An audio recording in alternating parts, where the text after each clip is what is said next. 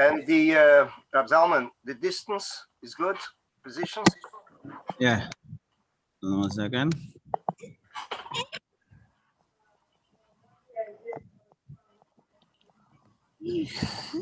Second. Or Rebecca was extremely expressive, extremely extroverted. She was out there. In fact, she was at the right match.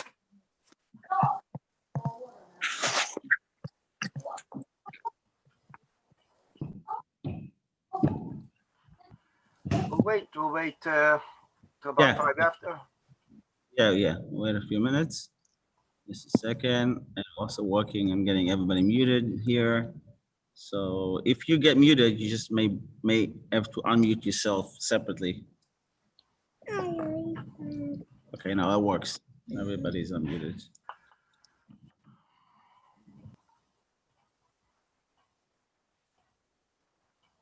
Rab Zalman, you have Nigunim ready? I'm gonna get it while you talk. I'm gonna get it. Okay. We had a last couple. We had the last few things here that had to work on.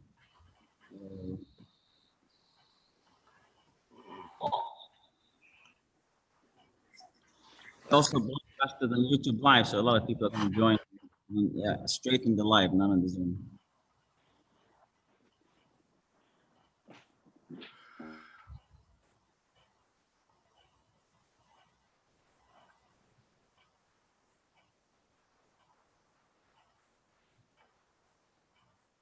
Give me 1 minute. There's Gabel Chaim here. Gabel Chaim, Rabbi Seligson. Yeah.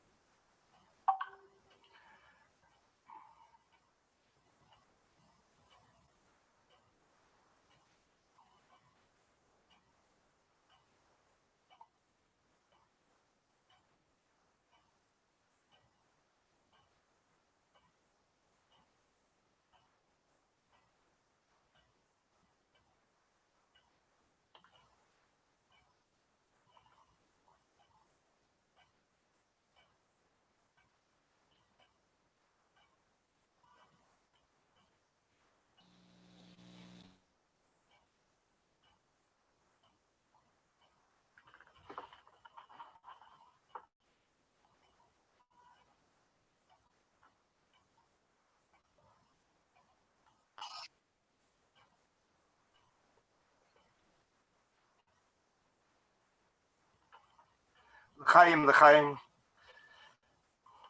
Ik zie wacht in mijn tevel, dus aan het tevel om zoeken, met alle brochers.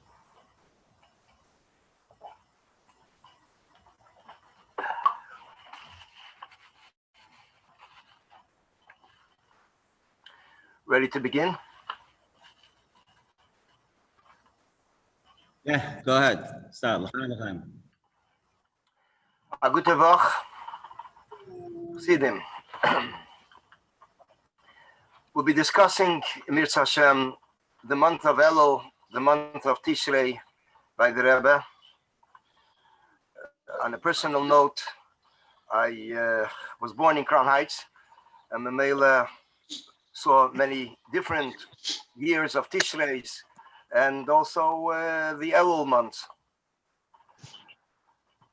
Discussing Elul, firstly, by the Rebbe, Elul was a month and a world for itself. Chassidim knew that Elul by the Rebbe is a month that the Rebbe is already preparing for Chodesh Tishrei.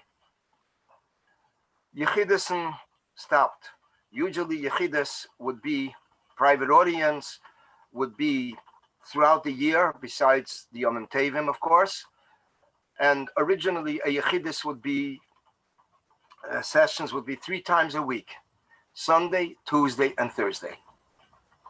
Interesting to note that in the middle of the Chofs, middle of the 60s, or somewhat maybe in the early Chofs, the Rebbe stopped the Tuesday evening Yechidus. And as the Rebbe told a group of older Chassidim in a few years later, that he saw that it's affecting him, And B'meila, he's just left the Yechidus from Sunday and Thursday. A Yechidus Bechal by the Rebbe would begin in the evening, in the early evening, or actually at 8 o'clock, whatever, however we should refer to it, early or late. And the Yechidus would be for different groups, different individuals. It would start closer to 8:30. Rabbi Chodikov would come in 8 o'clock and give the Rebbe a list of who's going into Yechidus. And then people would, one by one, would enter Yechidus, and the Rebbe would actually answer questions or have a conversation with them. And this is how it went, sometimes into the late night evening hours and sometimes into the morning. This went on for years, and as mentioned earlier, that it's twice a week continued also throughout the years until late 70s. In the late 70s, actually in Tafshin Mem Aleph, to be more exact, 1981, the Rebbe then stopped the private Yechidison, and people started to go in with as groups. And this was Tishrei, that a group of guests went in, or a group of Bali Simcha, they had Chasana is coming up, or Bar Mitzvahs, so they would go in with their parents, and this was the Seder of Yechidus. So it came the time of Elul, that stopped. There could have been exceptions, dignitaries, politicians, whoever came in, but otherwise regular Yechidus stopped throughout Tishrei. Throughout Elul, and of course also the Tishrei was basically for Orchim.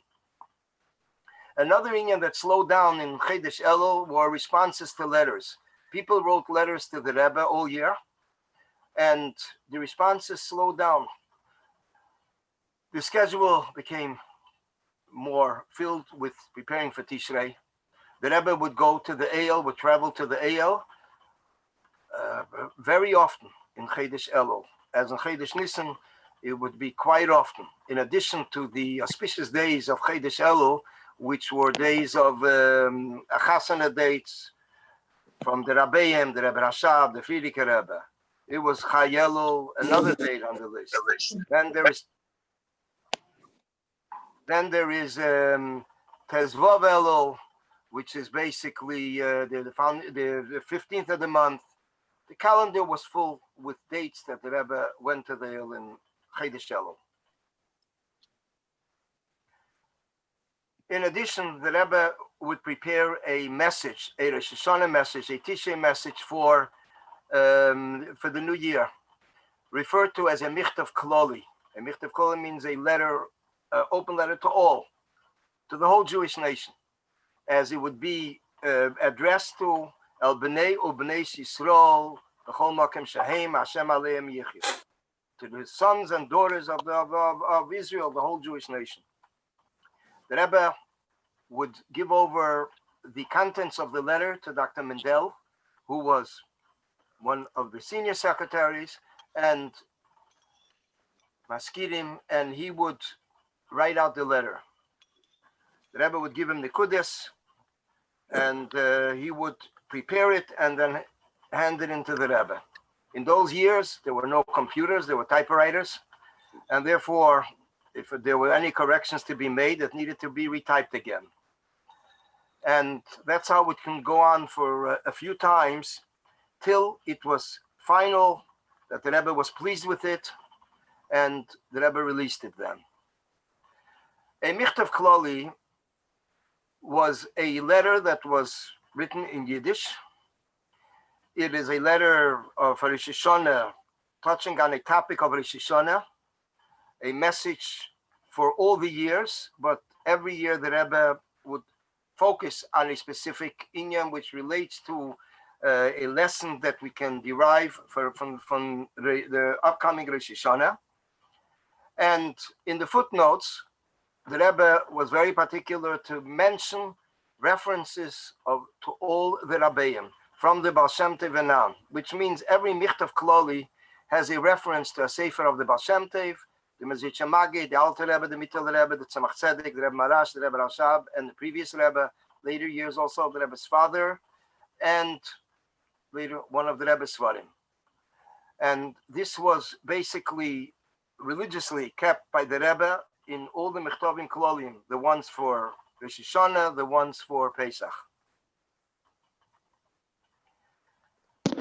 The Michtav Kloli, the Rebbe at times, at a Farbrengen, before the official Michtav Kloli was released, the Rebbe would sometimes at the Farbrengen speak a Sikha, which was the contents of the upcoming letter that's going to be released. Michtav Kloli is going to be released. As Bacharim, remember listening to the Sikha, we saw that this Sikha was a different style than regular Sikhas. Lay out the Teichem, and we realized that this is a Michtav Kloli. And later on, whoever the admin is, we have them mute everyone else, please. Mute the mics, otherwise I won't be able to hear myself. The Michtav Kloli, the contents the Rebbe would deliver in a Sikha, the Shabbos prior to the release of the letter. I once heard from one of the secretaries, Rabbi Yamin Klein, that the Rebbe would work on a Michtav Kloli with editing, the time, the energy that the Rebbe put in, sometimes even more than a Sikha. I think he told me sometimes even more than a Likut Sichas. The Rebbe screened every word. There were different times that the Rebbe would change a word, or the Rebbe would take out that word.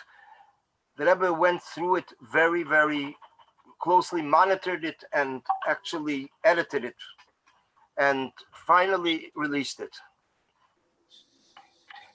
A Michtav Kloli was basically not only as a general message, as a rabbi gives a sermon, so to say, but basically it was a message that pertained to Klal Yisrael at that time. And the Rebbe wanted that Chassidim should see to it that this is a letter also on a personal level. That this is a letter also on a personal level. It is not only a letter, a general letter, a message for Klal Yisrael, as many rabbis publish in the newspapers, a Rosh Hashanah message, Pesach message, but basically it was something which was negir to Klal Yisrael in this upcoming year. We find at times, and this also explains it, that the contents of the letter could sometimes repeat itself in a few years later. And this is because basically this is what was needed then. There's a story of a couple that wrote into the Rebbe about a certain inyan, a certain issue that they had, and they did not hear from the Rebbe. Officially, formally, they didn't get an answer from the Rebbe. They wrote in once, twice, a third. They decided at a certain point that since there are friends of theirs that are coming to the Rebbe, so if they can ask on their behalf during a Yechidus that their friends in Eretz Yisrael are waiting for an answer. They came into Yechidus, they mentioned this inyan to the Rebbe, and the Rebbe said, I answered them, I responded to them 3 times. In the 3 Mechtovim Kloli, in the 3 messages, benegir to a certain yontif. And the Rebbe said, when I wrote El Bnei, Ubneis, basically Bnei means the husband, son, Ubneis means the wife. From this, we understand, it was later found in a Tshuva actually, how the Rebbe writes to them that this fact, that when it came to Michtav Kloli, the Rebbe wanted that it should be read, and a person should feel it is referring to them. It is not just a general message for Klal Yisrael, but not really on a personal level. In 770, when a Michtav Kloli was released, Rabbi Mentlik Olav Hashalim would give a shiur for the Bacharim in 770. The shiur upstairs in Shul, in the Zal, was packed. Rabbi Mentlik would look up all the different references that the Rebbe cites in the bottom of the letter, the footnotes, and he would put it on index cards, and he would give over, would relate to us what the Rebbe is referring to in this Gemara or in this Medrash, and so on. There were times that he had questions. A question as to why the Rebbe mentions one source before the other, although chronologically, the other source should have been mentioned first. Either a Gemara, a Medrash, and the Rebbe would answer him in correspondence, in writing. There were times that the Rebbe would explain at the Farbrengen a certain inyan, a certain fact, answer a certain question that came in. And from there, we really saw that the Maramekamas in the letter are not just a reference, a basic reference, but every Maramokim, every reference is a whole world for itself. And the sequence of the references are also a world for themselves. I once heard from Avshalom Ber Pevsner, Olav Shalom, who was a partner, one of the managers in the Ezra printing, Balson printing. So he told me that there was once a Weltische Yid that told him that the Rebbe in a 1.5 footnote, 1.5 line footnote, answers a question for Rabbi Akiva Eger. He didn't specify what letter this was, but he says the Rebbe, without going into details, actually answers a question in a very short manner. This is basically just to give an idea what meant a Michtav Kloli. Over the years, the Rebbe would also add another letter. The Rebbe would release another letter. The first one was Chai Elul, the 18th of Elul. The second one was Yemei HaSlichos. And again, in the same manner, mentioning all the Rabbeim and continuing where he left off in the earlier letter, continuing and elaborating on it more in detail. And then, in the later years yet, there was another letter that the Rebbe would release on Vav Tishrei, which is the Yortzeit, the Lula of the Rebbe's mother, Rebbe Senchaner. In total, there were 3 letters released in the later years for Tishrei. When the Rebbe was pleased with the letter, with the contents of the letter and everything, the Rebbe then, after going to the Eyal, when he came back, he would sign his name on the letter, and it would be released. The first thing that would take place was that they would be published, printed upstairs in the Vad Mafotzes.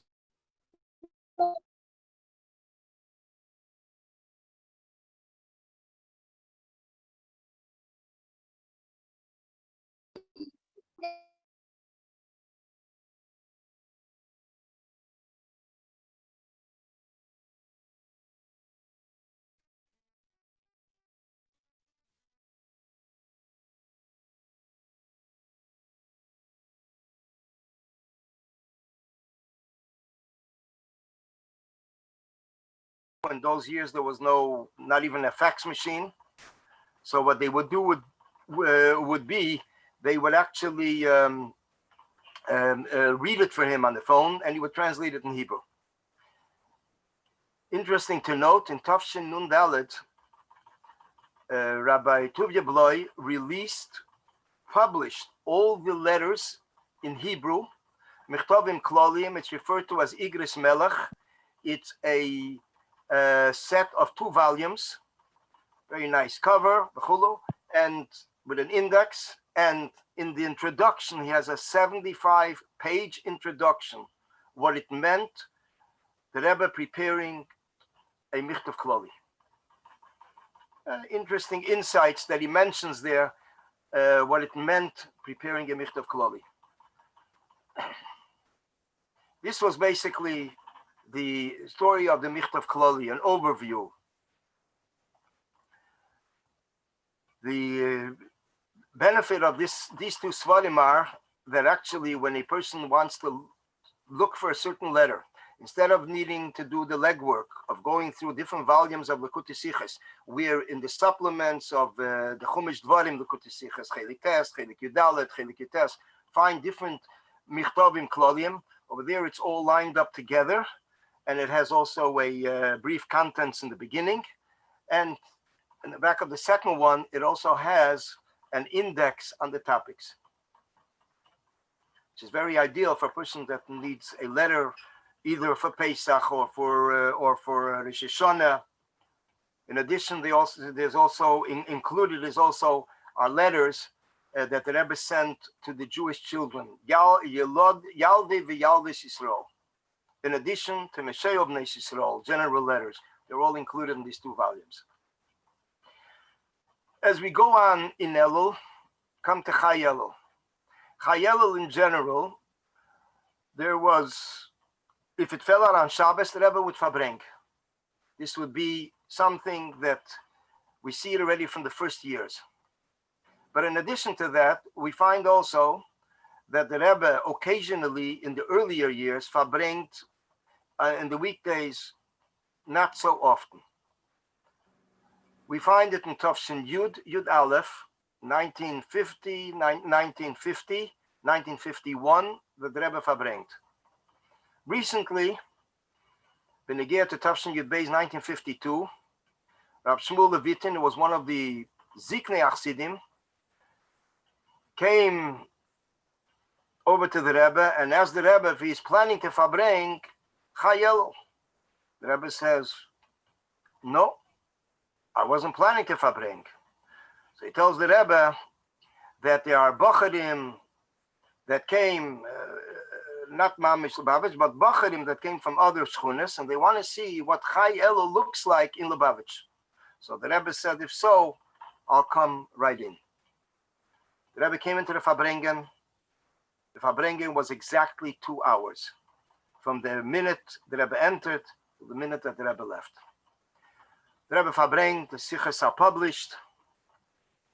3 months later, which is Kislev, the Rebbe meets Rab Shmuel Levitin in the hallway while coming back from the Eyal, and the Rebbe says, the 2 hours that we Farbrengen, the Rebbe says that I Farbrengen Chai Elul, I never made up the work that I needed those 2 hours for. Which means the Rebbe says I'm still behind because of that Farbrengen. But when we look at it, we see how important it is to the Rebbe, Havotzas Hamayones Chutzos, spreading the well springs of Chassidus. So the Rebbe put everything aside and came into Farbrengen to cater to those that came in to learn, to hear about Chai Elul. Over the years, as mentioned, Shabbosim, Chai Elul, a Farbrengen would take place. Occasionally, the Rebbe would give over a mimer of the Alter Rebbe, sometimes a short mimer. And otherwise, the weekday Farbrengens, Chai Elul, did not take place till the beginning of the Lamets. It was Tafshin Lamed Aleph, 1971. Chai Elul was on a Wednesday, as it was originally the birth of the Alter Rebbe. And the Rebbe announced that Shabbos that Chassidim should Farbrengen everywhere Chai Elul. The Rebbe came back from the Eyal, Chai Elul, and announced that there'll be a Farbrengen. What says to announce there'll be a Farbrengen? I'll just elaborate on it. I'm not sure if everybody's aware how the Rebbe would announce and what took place on a weekday when there was short notice. When the Rebbe would announce there'll be a Farbrengen, that meant that the Rebbe came back from the Eyal, and sometimes generally between Mincha and Ma'ariv, the Rebbe would announce that there will be a Farbrengen taking place, usually after Ma'ariv. There were occasions that were between Mincha and Ma'ariv. This was called a short notice. Crown Heights didn't have any Shabbos alarm then. There were no cell phones. There were no beepers. Everything was a cholim shecholmu acherim al acherim. The only thing that there was public phones in the street. People would line up the public phone on Kingston Eastern Parkway, near the subway, and they would immediately make a call to someone they know. Hopefully they got through, and they would tell them a Farbrengen in 5 minutes. And they asked that this person should call up others, a chain call. And immediately the person would run back to 770.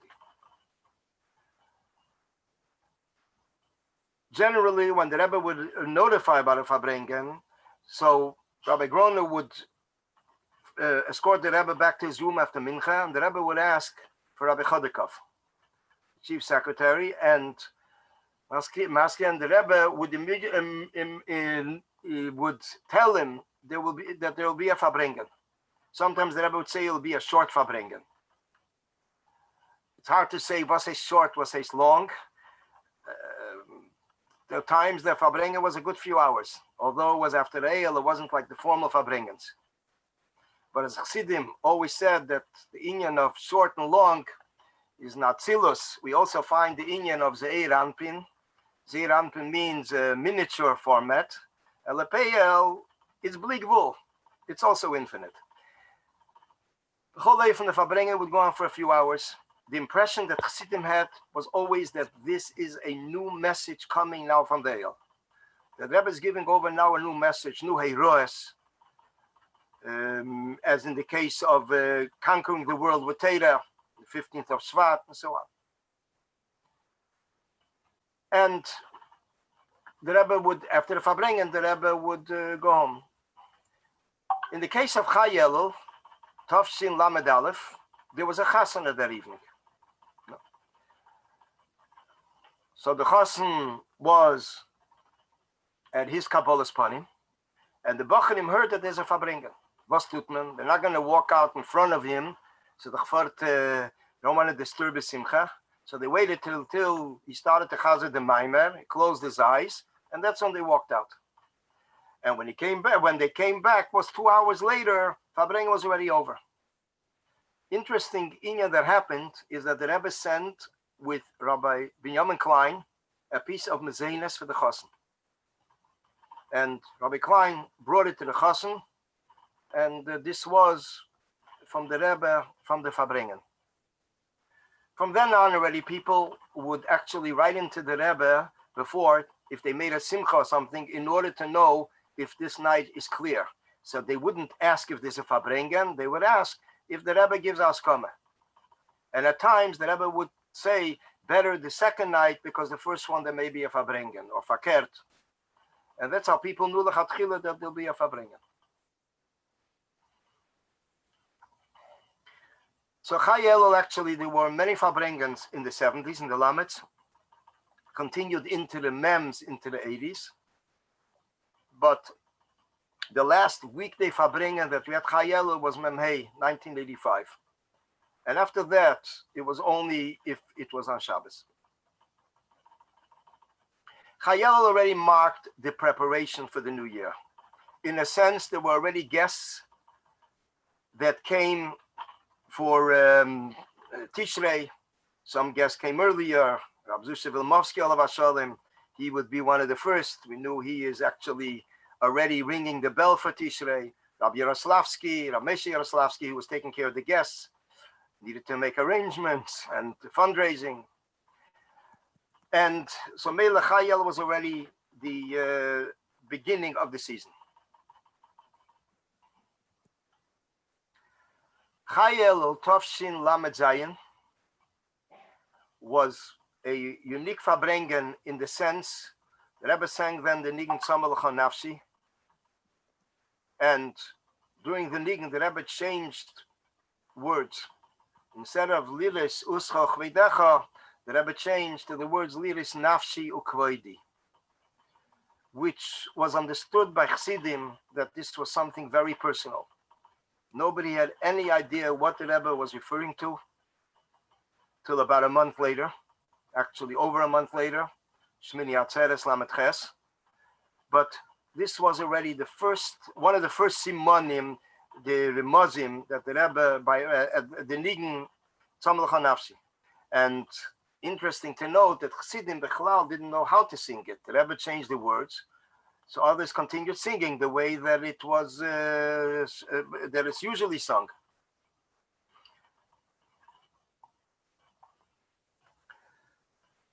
Then came after Chai Elul comes Yemei HaSlichos, speaking about it all the years. Yemei HaSlichos starts Mitzvah Shabbos. The Rebbe would come into Slichos with Zaydens, come at 1 o'clock, which is midnight, and Rabbi Weinberg would be the Chazan for many years. And after the Slichos, the Rebbe would motion to sing Rachamona Deyoni, which is one of the nigunim that the Rebbe taught us in the year Tafshin Chof, Simchas Torah, late 1959.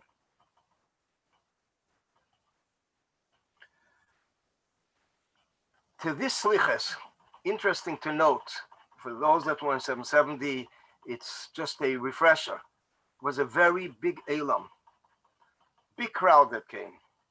The people, Streimlech, from other Chugim, there were many people that they would say Slichos, the first Slichos, they came to Lubavitch. They came to the Rebbe. The shul was packed. This was an interesting scene, that first night of Slichos. In the following days, from Monday and on, the Rebbe would say Slichos 7 in the morning. And later, sometimes there would be a minyan. So the Rebbe, even if it was a Monday, Kriyas HaTorah, that the Rebbe in those years did not daven with the Elam till Memches. So the Rebbe would come in usually to the Bachar minyan. So there would be an earlier minyan, even after 8 a.m. The Rebbe would hear Kriyas HaTorah there. Speaking about Elul, an interesting note. My father once told me, my father would many times be in the Gan Eden HaTachten, and he told me he was able to hear the tkiyas that the Rebbe blew for himself every day in Elul. In Elul, the Rebbe would blow privately for himself, the 10 kelas.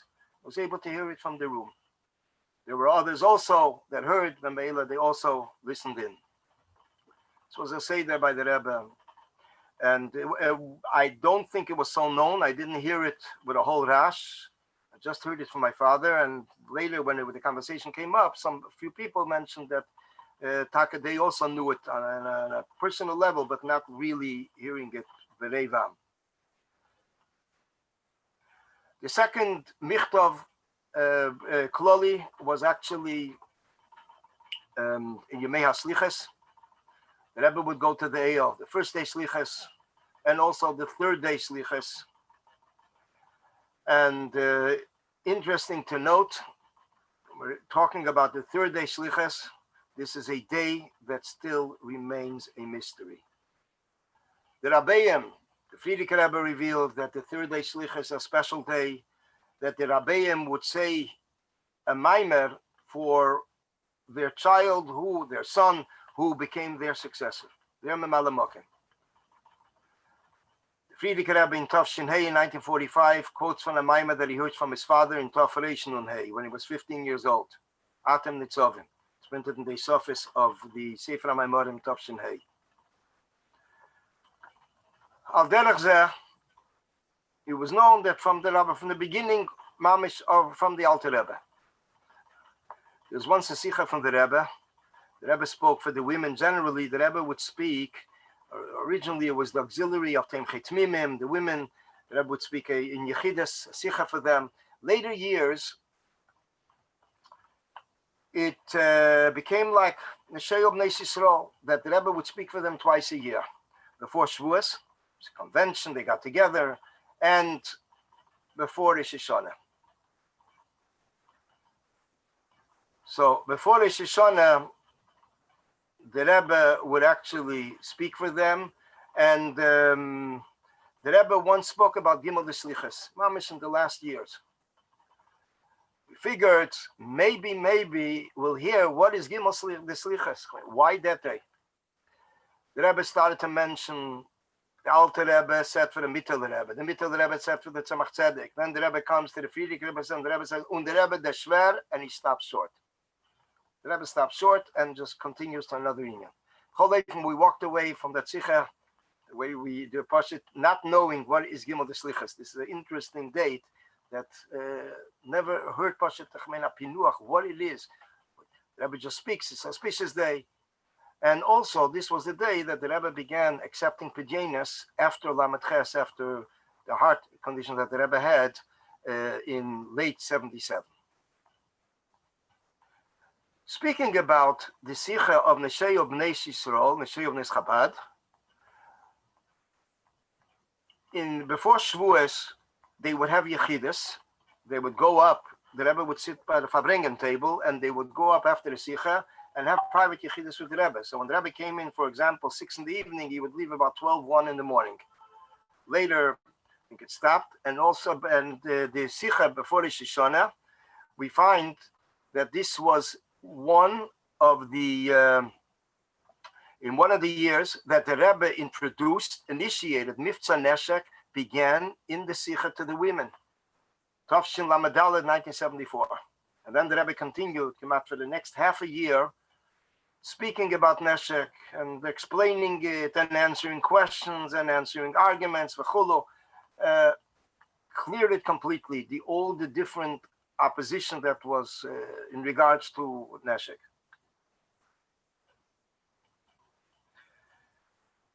Now we go on to the Erev Rosh Hashanah. The Erev Rosh Hashanah by the Rebbe, the night before Erev Rosh Hashanah, was a date designated for a Farbrengen, and that began when the Rebbe became 70. The Rebbe became 70 in 1972, Tafshin Lamed Beis. So at the end of the year, the Rebbe began Farbrengen the Erev Yom Tevim. Erev Rosh Hashanah, Erev Sukkos, Erev Pesach was Yud Aleph Nisan, and Erev Shavuos. And these were Farbrengens the night before. They referred to the Yom Tov. The Maimer during the Farbrengen was a Yom Tov Maimer. And the Rebbe spoke about preparing for the Yom Tov. So when it came to Erev Rosh Hashanah, the Rebbe spoke b'negia to the Inyanim of Rosh Hashanah, making sure people have, the needy people have meals, v'chulu, and being able to actually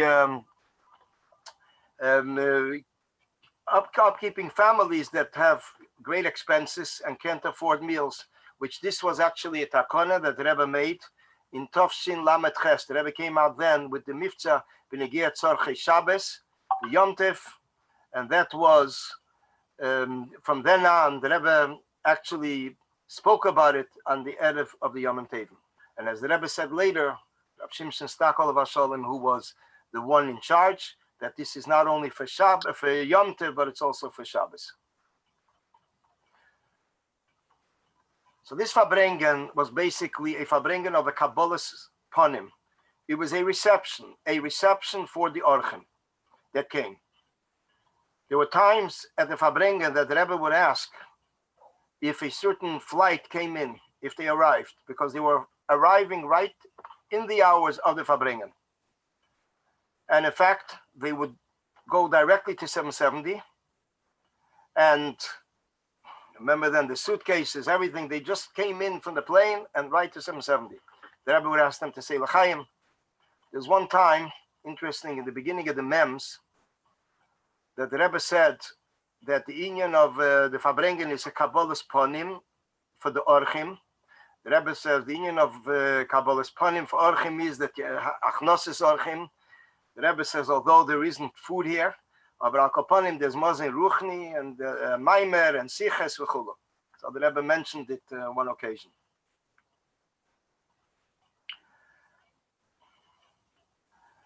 One of the inyanim that the Rebbe was made b'negia to Rosh Hashanah was the union of Mivtza Shefer.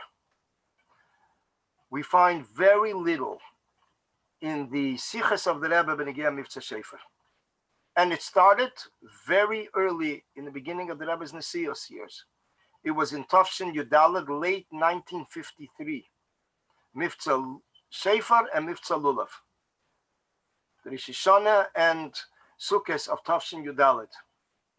Rabbi Yunik Olav Shalom, Rabbi Elia Gross were in charge for many years, dispatching people to hospitals, v'chulu, to blow shofar, al derech zeh mivtza lulav.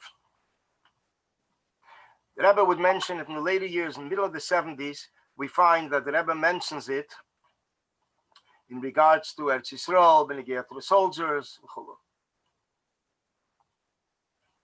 The next morning, Erev Rosh Hashanah, the Rebbe would come into Selichos earlier, since it is also a longer Selichos, If I'm not mistaken, what I remember my time was, it was about 6:30. 6:30 a.m. Selichos began, finished about 7:15, 7:20. The Rebbe would then go to the mikveh, and whenever the Rebbe was ready for davening, the Rebbe would come into davening. So basically, there was an exception on Erev Rosh Hashanah, Erev Yom Kippur, Purim, and the 3 Yortzeiten that the Rebbe commemorated up till Memches, before the Rebbetzin. It was Yud Shvat, Friedrich Rebbe's Ilula, then there was the Ilula of his father, Chof Ov, and then his mother, the Rebbetzin Chana, Vav Tishrei. There were about 5, 6 times, what is it here, 3, and 3 is 6, and then you had Tisha B'Av Mincha, that you can see the Rebbe in Talis and Tefillin, in the middle of the year, in middle of the week. Generally, the Rebbe did not daven with the Elam together in the middle of the week till Memches. So mainly, even sometimes when a person looked at a picture, was able to identify what day in the year it is, especially if it's a Vav Tishrei with the guests. So that really helped to identify the date. But from Memches and on, as mentioned, the Rebbe davened with the Elam 3 times a day and continued after. Erev Rosh Hashanah was one of the days. The Rebbe came into daven. There was no set time for Shachris. It's not like you have 9:30 of us. Maskirim would say one word. Whenever the Rebbe is ready, he's going to come in. Could have been 10 to 9. It could have been 9:10. It could have been any moment. The Rebbe would come in. The Rebbe would daven with the Elam. And after that, the Rebbe would do Hataras Nedarim. The Hataras Nedarim, as we see it today in the videos and pictures, that a group of 10 people, 11 people, they went up, Ziknei Achsidim, Rabbonim, would be seated on the Rebbe's bima, and the Rebbe would say for them the Nusach of Hataras Nedarim. Originally, the Hataras Nedarim, the Rebbe would say from the Siddur. In later years, to make it easier, they would make a copy of the page, of the 2 pages. The Rebbe would hold the pages, which would make it more convenient for him. And after that, the Rebbe would give a Yashakeach and would say Ksiv Vachsimateva, and the Rebbe would leave the bima, and the next step would be getting ready to hand into the Rebbe the pidyon, the personal pidyon pan that everyone would hand into the Rebbe, pidyon nefesh. Until Tavshin Lamed Ches, the pidyon would be handed in on Erev Rosh Hashanah, which means the entire line for panim was on Erev Rosh Hashanah after Shachris. But when we think about it a moment, the line of panim was the quickest line in the year. It was quicker than Keshel Bracha. It was quicker than dollars. It was quicker than Lekach. The Rebbe would accept the opinion and immediately, with eye contact, say Ksiva Vachsimateva. Sometimes the Rebbe would say Shana Tevom Sukkah. So when a person was on Brooklyn and Eastern Parkway, and he is waiting online, or even past Eastern Parkway towards Union, in minutes he was already by the Rebbe. The line went very quick. Rarely that the Rebbe would stop someone and speak, exchange a few words, but generally very fast. After Tavshin Lamed Ches, at the end of the year, the Rebbe was media that people who are local should not wait till Erev Rosh Hashanah, but they actually should hand in the pidyon already on Gimel the Selichos. And the Mela people already stood online in the evenings, and the Rebbe would accept the pan already in middle of the Selichos days. Interesting to note also that year there were certain limitations that they wanted to make benegir to the shul in order to allow that the Rebbe should have air around him. So although people usually would come for tkiyas to the Rebbe's minyan, whole Shachris they would daven in a shtibel in Crown Heights. to keep up the minyan. Aber it came to Tkiyas, they went to 770. On the other hand, the Maskirim encouraged that people should not go to 770, but should continue davening their stibel. So the Rebbe in a Farbrengen Parsha Nitzovim announced that since he heard that there are certain Hagbolas limitations that they want to make, so the Rebbe says that Benegeye Taka did the first part of davening is being mechazik the shuls. He said, the Rebbe, they should Taka davening in their shul. Al derech zeh, they continue Musaf back in their shul. But in addition to that, the coming of Tkiya, for Tkiyas, they all can come. The shul is open for all. There's no limitations. And as Rebbe said, the Lashon then, aim dim revochim u'mishtachavim revochim. They're going to be standing and it's going to be spacious. And mishtachavim, even to bow down, even to extend, they'll have enough space. So this is what the Rebbe announced before Rosh Hashanah that year, Tavshin Lametes. In fact, speaking about the Hagbolas that they made then, the Vada Mesader, there was another inyan that they also encouraged Orchim not to come. They told Orchim to skip this Tishrei. It's going to be too much for the Rebbe, v'chulu. So the Peyal, others followed it, and others came. The Rebbe published then a Tanya special, and for the Orchim, and every Eirach that went into Yechidus received from the Maskirim a Tanya. I think there was also a Siddur that year that the Rebbe signed his name in the Tanya, in the back of the Tanya for the men, and for the women, a Siddur that the Rebbe signed his name in the front of the Siddur. This was a Koras HaTeva memento that Chassidim received for Tishrei Lametes. Al derech zeh Tov Shemem, there was another Tanya published, Shnas HaShmita, Shabbos Lashem.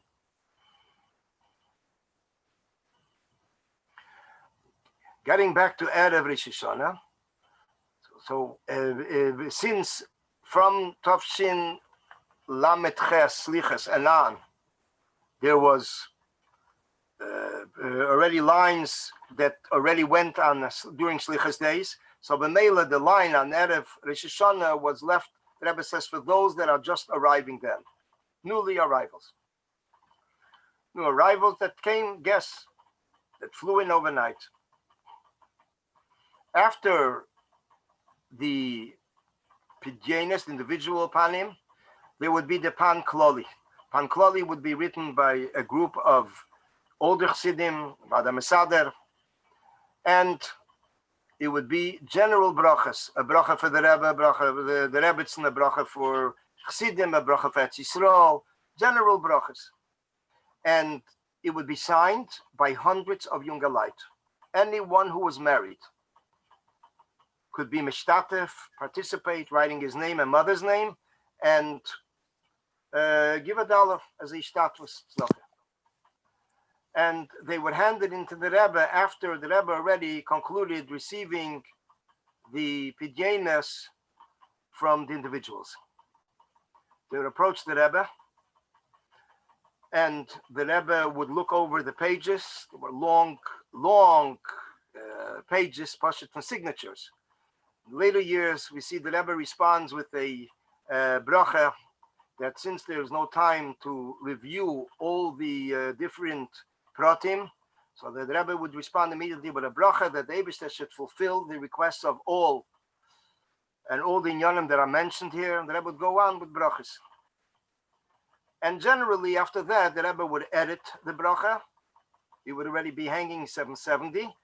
And today, you have it in the Likutei Sichos, in the supplements of Likutei Sichos of Chumash Dvarim. Tavshin Lamet Ches, there was something unusual. I didn't hear it from anybody, but when you think about it, it's pili ployim. The Rebbe then says in the bracha of Erev Rosh Hashanah Tavshin Lamet Ches that the Eibishter should fulfill all the requests that are here, and also requests, I'm not sure exactly the lashon, but the contents is as follows. That also the inyanim that are not mentioned here, that should have been mentioned, the Eibishter knows about them, should also be fulfilled. This was something which was a mystery then. It was 3 weeks later, when the Rebbe had the heart attack, that this was understood. This is a word that the Rebbe mentioned 3 weeks earlier, almost to the day. The Rebbe would go to the Erev Rosh Hashanah, and with a group of Chassidim, generally Erev Rosh Hashanah, the Rebbe would go to the Eyal with the Ziknei Chassidim also, Maskirim, and he would stay there till a good few hours and come back before Yom Tov, close to Yom Tov, and then the Rebbe would have mincha.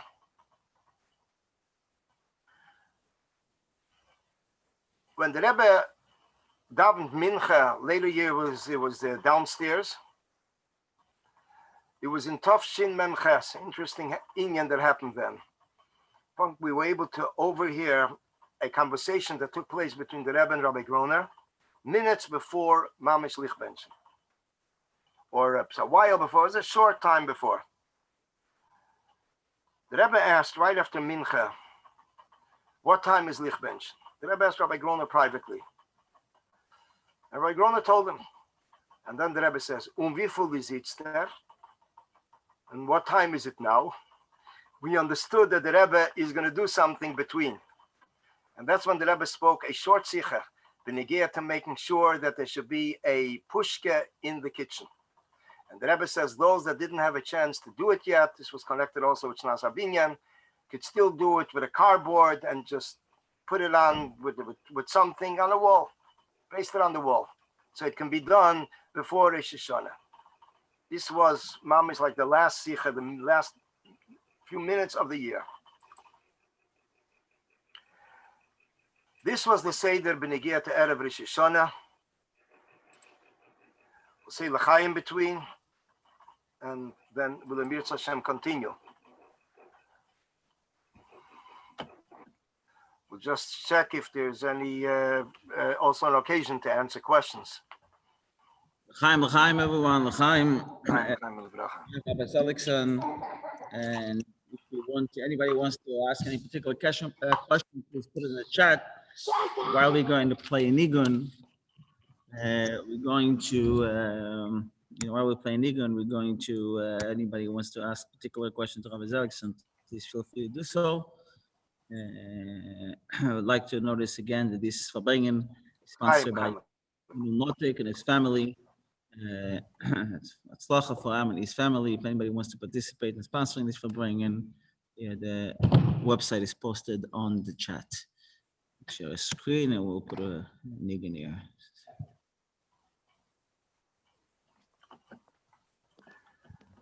This nigun is nigun over Aaron Shusela nigun.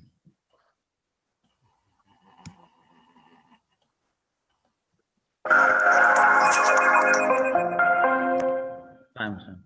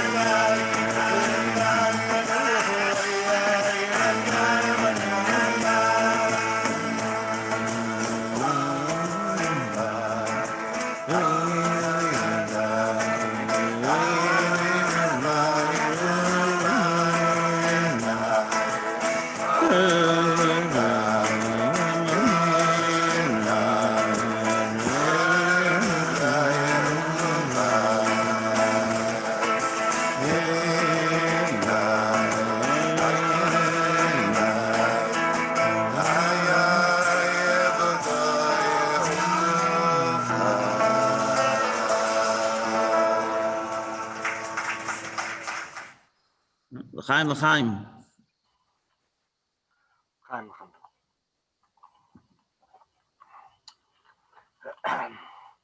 Just a addition there, which was referring to something we mentioned earlier. We mentioned that the last weekday Farbrengen Chayel was Tavshem Memhei. There was a comment that came in that it was actually Tavshem Memvav 1986. Yashikeach Rabbi Yosalu for the comment. Continuing now with Rosh Hashanah. By the way, Rabbi Seligson, before you continue, you talked about the Tanya that the Rebbe gave. So this was the Tanya, Tav Shalom Tes. Yeah, I got one of this in your. You have the signature. You saw the signature. You have it in the back. Signature is right in the back, and it's interesting. The signature. I pointed out that the Rebbe signs in the top, all the way in the top, so no one could say write something. It says the Rebbe signed for what he writes. So you make sure to sign. Okay, I was 3 years old then. Which is very rare that the Rebbe Bechlal should sign his name in a sefer. I mean, even his own Svarim, it was. I think the Rebbe once said that Shreit nicht in Svarim, but. Shikeach. So going on to Rosh Hashanah, the night of Rosh Hashanah, the Rebbe would come into Ma'ariv, Siddur, Machzer, And the Rebbe would immediately sit down and say Tilim. It wasn't with a minyan, but everyone said Tilim on their own. But basically, it was Tilim for about 15 minutes approximately. The Rebbe would open the shelf of the desk, the stender, the shelf, the board that comes out of the stender. The Rebbe would sit down and would say Tilim. And the Elam waited, the Chazan waited, and once the Rebbe was ready for Ma'ariv, so the Rebbe would then stand up and he would motion to sing Avinu Malkeinu. If it was Shabbos, generally the Rebbe did not motion, and the Avinu Malkeinu was delayed till the next evening. Then Ma'ariv would begin. The Rebbe would daven Ma'ariv at Al Kopanim, what seemed to be, and the Shemoneh, the Tfilas HaMidah, was longer than it usually should take. In other words, that although Taka, this Shemoneh is longer than a regular weekday Shemoneh, but even proportionally, it seemed that the Rebbe was marich more. It was longer than it usually should take.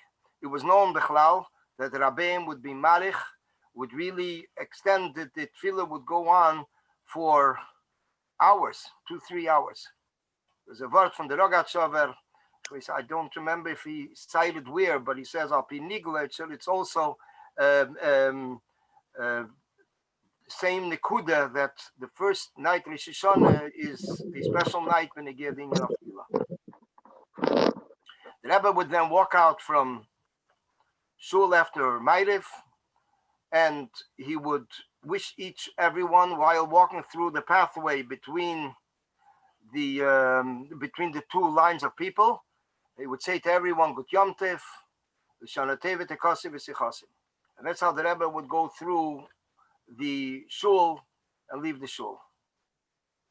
If it was Shabbos, pastors say Gut Shabbos, Gut Yom Tev, L'Shana Teva Tekasi V'Sichasim. This was the Seder B'Meshech of all the years.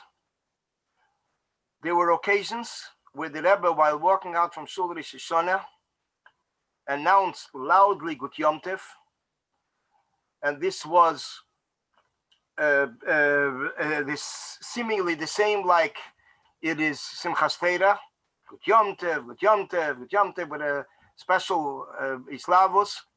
This one of them was Tavshin Lamed Dalet, which was exactly 10 days before the Milchama that began on Yom Kippur, late 73. Remember then, as Bacharim, the Rebbe came out and encouraged so much the inyan of Simcha, we started to dance. The Zikni Achsidim had no idea what to make of it. They're starting to scream, was haste, Rosh Hashanah, to dance. Where do you see such a thing? It's not appropriate, v'chulu. But this already set the tone already from the beginning of Rosh Hashanah, the inyan of Simcha.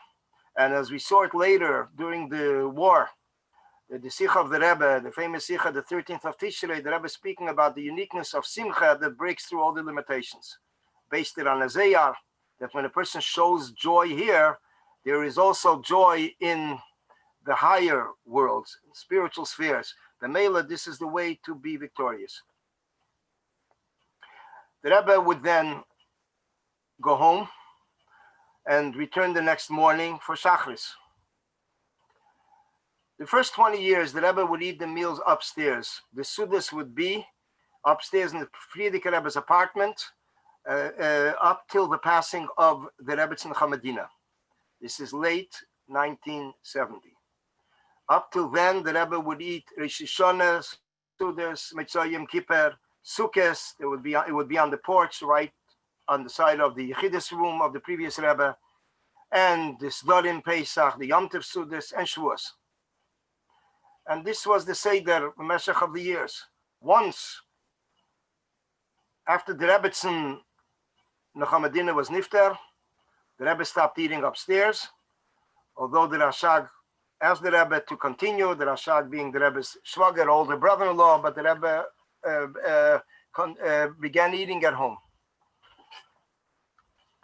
Upstairs, the Sudas, Bechlal, were invited guests older chassidim that didn't have family, or guests that came from overseas, out of town, or relatives to the previous Rebbe, to the Rebbe.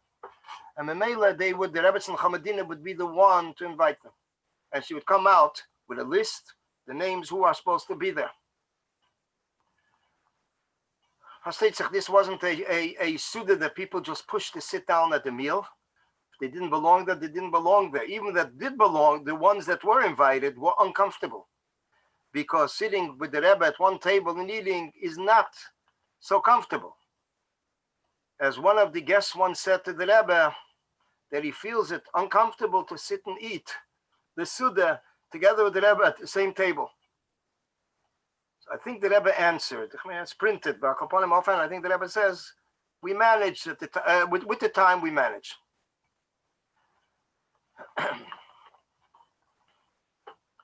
Al Koponim, this was Benegir the Suda, so the Rebbe would eat upstairs and then the Rebbe would go home. Later years, the Rebbe would lechatchila go home right after Ma'ariv. In later years, there were times that the Rebbe stayed in the library, which was basically next door, and that was the Rebbe's library, and it was for Yom Tevim after Lamed Ches that they built up a certain section of the library that the Rebbe and the Rebbetzin could stay there and eat there, the Yom Tov Sudas. Shabbosim also, but basically it was Yom Tov or a long Yom Tov and Shabbos. And that's where in the mid 80s, in Tavshim Mem Vav, when it was hard for the Rebbe to walk, it's the pain that the Rebbe suffered then in 1986, the Rebbe going to the library, a convenient measure was taken that the Rebbe should have a door directly from the yard. He shouldn't have to walk up the steps in front of the library, but from the 770 yard, there were steps going right into the library. Few steps. And later, the Rebbe, after Tavshim Mem Ches, moved into the room. Later, everything was in the room. In the morning, the Rebbe would come into Shachris. The Rebbe's hands were literally full. In his hands, the Rebbe was holding shefres of the Rabbeim, the Tzemach Tzedek, the Rebbe Marash, and additional, there was also one from his father, and they were wrapped in a white cloth. And in his arm, the Rebbe was holding a few svarim, a machzer, a siddur of the Arizal, b'cholo. And the Rebbe was walking slowly with his hands literally full. Behind the Rebbe followed the maskirim, the secretaries. They came in with a bunch of pidyenas, panim, wrapped in brown paper, stringed, and they were the panim that were handed to the Rebbe or sent into the Rebbe, and this would be placed on the bima by tkiyas, before tkiyas, and the Rebbe would do tkiyas there, right, push it with the panim on the bima. Each one of the maskirim, if I'm not mistaken, carried about 2-3 packages. They followed the Rebbe to his place. When the Rebbe got to his place, to the stender, the Rebbe put the shefres into the stender, into the drawer, and the packages, the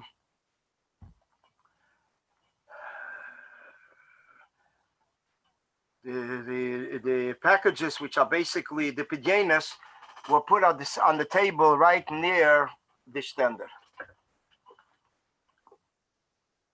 This was the Seder Benegea to the Seder HaTfilah, how it began. It would begin with Avinu Malkeinu. The Rebbe motioned to sing Avinu Malkeinu, and then the Tfilah began. During Kriyas HaTorah, the Rebbe would be called up to Maftir. And after Maftir, which Maftir generally the first day, the Rebbe cried very much. Certain verses in the Haftarah, the Tfilah of Chana. And after that, the Rebbe would prepare for Tkiyas. And this is when the Pidyenas would be brought up to the Bima. The Sefer Torah was already, the two Sefer Torahs were already closed, and they were held by two people who received Hagbeh. And the Rebbe would start making a Seder with the pajamas. It was very hard to know, to figure out what was going on there. The Rebbe was moving this way, that way, the pajamas this way, that way. There were times the Rebbe like extended his hand and his talus almost started to slip. So he went Himmel Shein Yonim. And the Rebbe is preparing everything, and once the Rebbe was pleased with the layout, the Rebbe took his talus, threw it over the pajamas, and the Rebbe then stood there for a while. There were times we saw the Rebbe moving back and forth. There were others that claimed that they were able to hear Psatnua, Psanigen, those standing closer. And there were times, I remember sometimes in a very exceptional way, Mamish Pchias, the Rebbe was crying loudly under the talus. I remember one of the years that stood out was Tafshin Lamet, 90, which later became 1970. It was actually the year of Mir Yehudi that year. Then slowly, the Rebbe started to pick up the talus. Now, to give an understanding with Adas Tachten, what exactly was taking place there, the ganze Arum, the pushing was in its fullest intensity. Although it was announced before Kriyas HaTorah that everybody should know wo man steht and for wem man steht, where you're standing and for whom you're standing. There should be some respect. There shouldn't be any pushing. People shouldn't stand on boxes for chulo. Didn't help much. And it was also people didn't eat before Tkiyas. The air conditioner was not always misugel to work in its at its best. So b'meila, sometimes there wasn't so much air circulating. There were people that fainted. Some people couldn't take it because it was Pasha with the pushing and everything. The Rebbe was under the talus, Pasha in another world. Slowly, the Rebbe begins lifting up the talus over his face, and he announces the Lam Natseach, Lam Natseach Livnei Keirach Mizmer, and that's when the Elam knew to start saying Lam Natseach 7 times. And the Rebbe again put the talus over him and standing together with the pajanas under the talus. After the Rebbe completed the 7 times, the Rebbe again lifted up the talus slowly, and while he's holding the talus over his eyes, we weren't able to see the whole face. We were able to see the face, the beard, but nicht mamish, everything. The Rebbe was like holding the talus over his forehead. The Rebbe was reading from the Siddur, which was on top of the pajanas, and the Rebbe began reading verse after verse, Mena Meitzar, a pasuk after pasuk, and the Elam followed. After that, the Rebbe began being Mesader the Shofar. Yes, there were some times that some years that the Rebbe was Mesader the Shofar earlier, and sometimes the Rebbe was Mesader the Shofar then. The Shofar, as mentioned, well, one of the Shofars was from the Tzemach Tzedek, one was from Rebbe Marash. For many years, I remember what I saw was a black Shofar. Said it was from Tzemach Tzedek, if I'm not mistaken. And the Rebbe began blowing shofar from the mid-50s. Until then, Rabbi Tenenbaum, Rabbi Yosef Mendel Tenenbaum blew shofar. Till finally, it was at one point that the Rebbe made the bracha, and sometimes the Rebbe blew one, but B'chol Eifim, he turned to the Rebbe like the Rebbe should continue. And that's when the Rebbe blew shofar.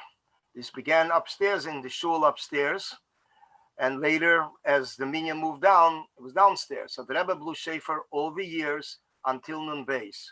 There was one year that was brought to attention that the Rebbe blew, and it just didn't. For a while, after trying a few times, the Rebbe gave it over to someone else to blow. This was Tafshin Chof, late 1959.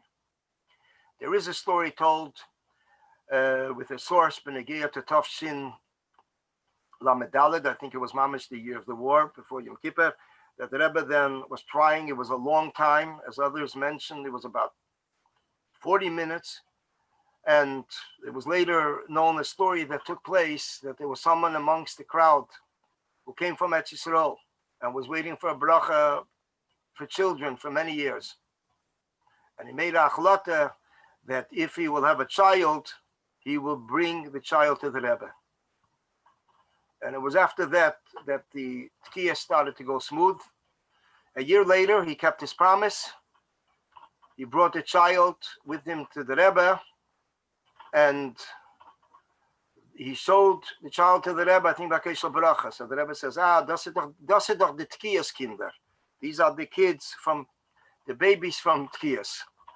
Which means some brachas from Tkiyas.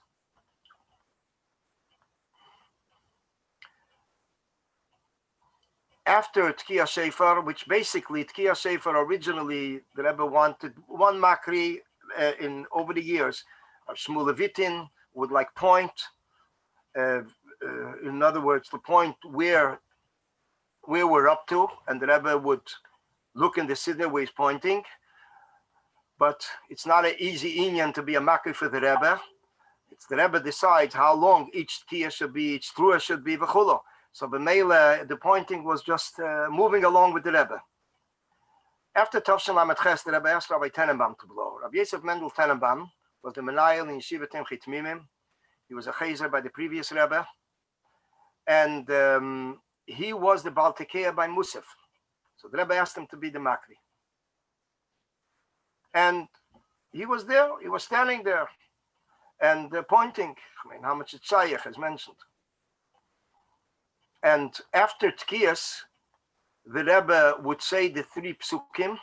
The three psukim are Asher Yom Yedei Sruah V'chulu, and these are basically the tune, the same tune like the Rebbe Rashab said, as it's traditionally passed on to us. And after that, the Rebbe would prepare himself to leave, to return back to his place, to his stender, to davening. The Rebbe would gather everything. Maskirim would gather the pidyanos, the packages, and the Rebbe would then follow the Sefer Teiros back to the Aron Kodesh. So although usually the Rebbe would go back the longer way from the Bima, but when the Sefer Teiros went back, the same time that the Rebbe went back, so the Rebbe would follow the Sefer Teiros, he would go back the same way that he came there. So the covenant of the Sefer Teiros. There was another inyan that not everybody realized b'Shas Maisa, and that was the inyan of the Beged Chodosh. The Beged Chodosh, a new Beged, since the inyan of Shechayonu has to be for a new garment. So if the first day is Shabbos, so b'meila the Shechayonu, the next day is for the Shefer. Although there were times by the Rebbe that Afal Pikein, the Rebbe did put on a Beged, a new one also. So the Beged just was white tichel or something that the Rebbe put around him. I remember there were times in middle of Ashri that the Rebbe would slip down the talus from his head very quickly, almost like a split seconds. And he would put on the inyan around him, and then the Rebbe would put back the talus on his head, and it would return back to his place where he's davening. When the Rebbe came to his place, he would slowly put down the svarim that came with him to Tkiyas. As the Rebbe mentioned that the Rabbeim, I think even from the Tzemach Tzedek, they would hold the Siddur of the Arizal, the Rab Shapsi Rashkever. They would hold this Siddur by Tkiyas and by Agoda, by the Seder, and other Svarim. And then the Rebbe would put the Sheferis back, and then the Rebbe would make a full cycle turn. A turn like by Boy Visholim, looking at the Elam, a turn, and then returning back to Mizrach.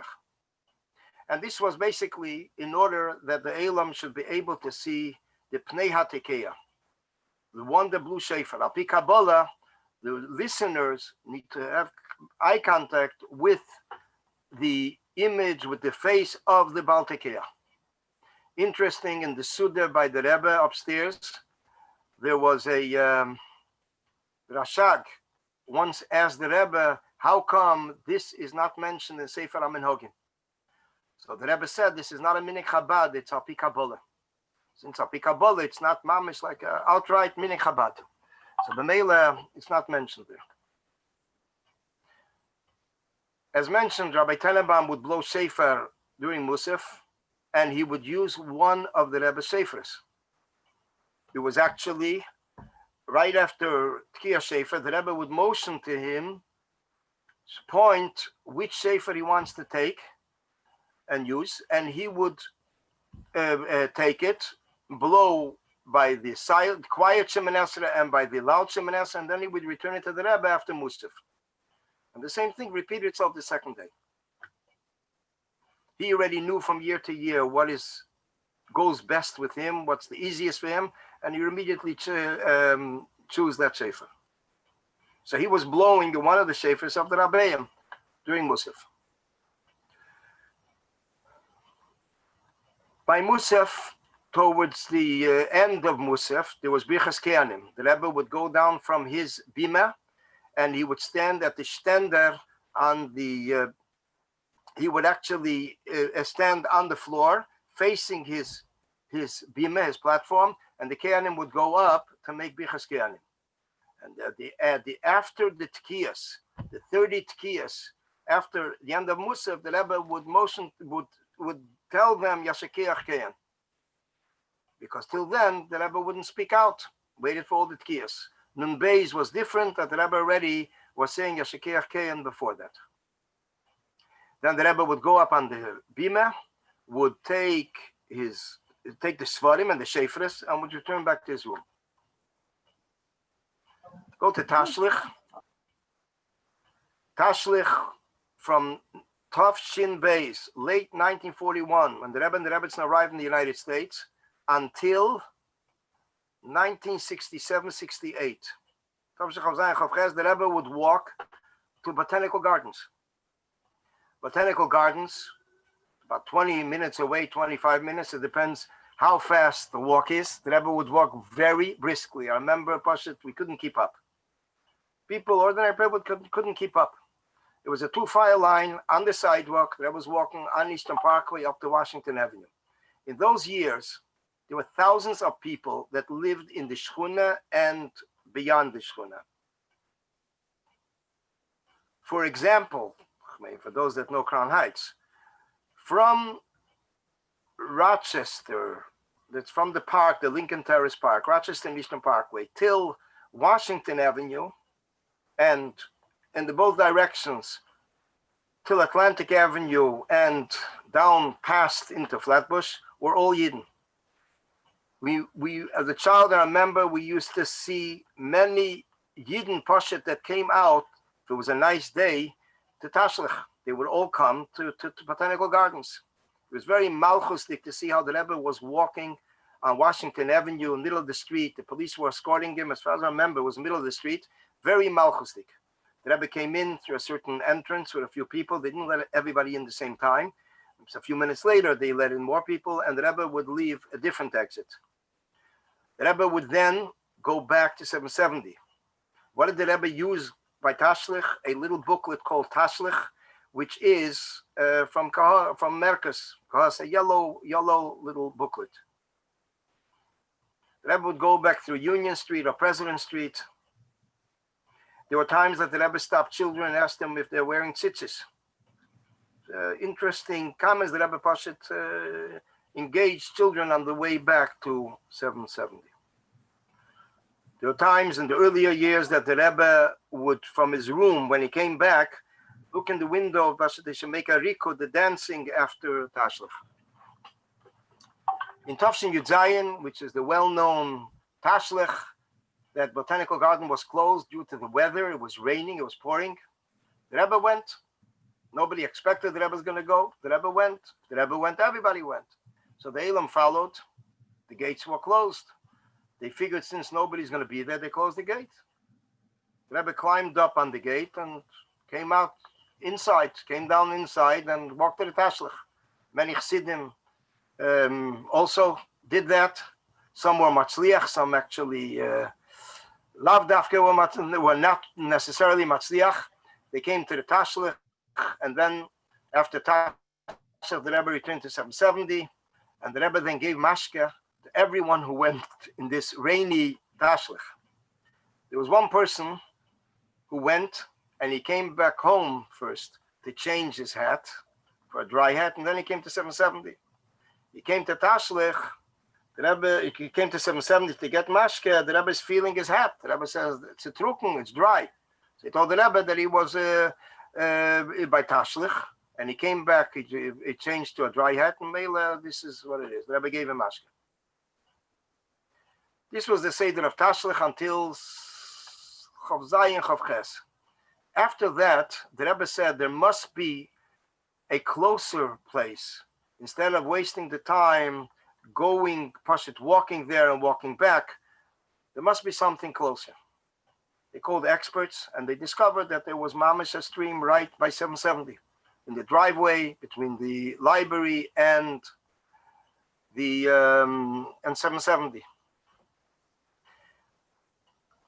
And from there they extended it to the backyard, and this is where the Tashlich is today.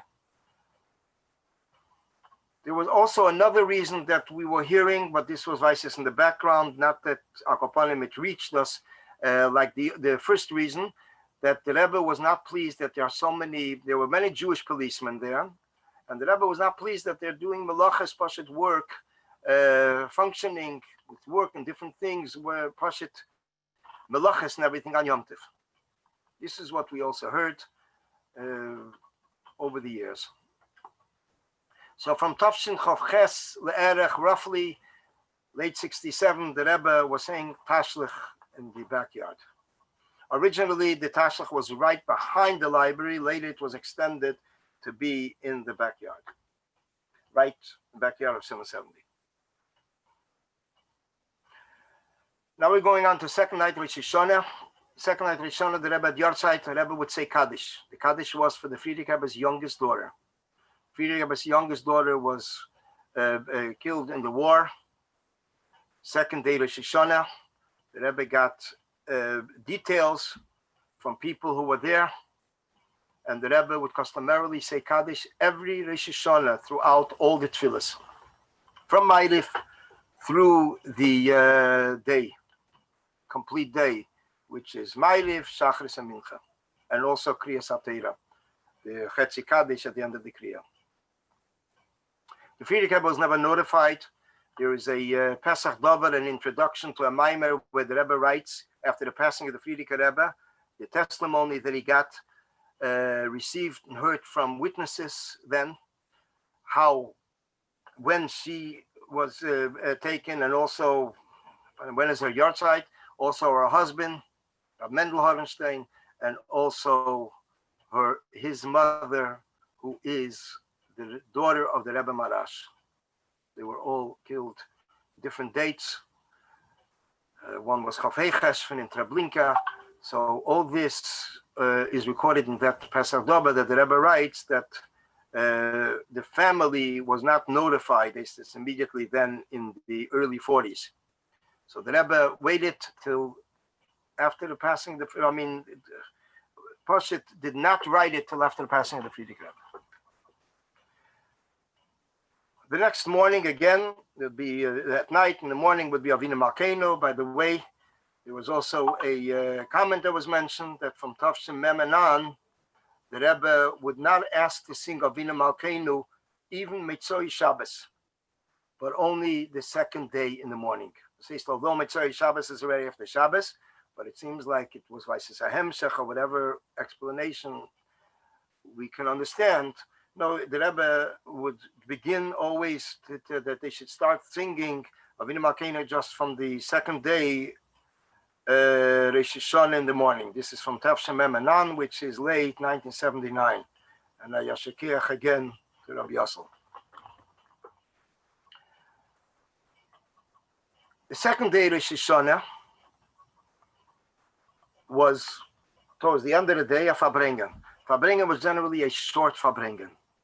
It wasn't a Farbrengen for many hours, like a Simchas Torah, which was 6 hours, Achon Shal Pesach 6 hours, even a Shavuos was 3-4 hours, but it was a very short Farbrengen.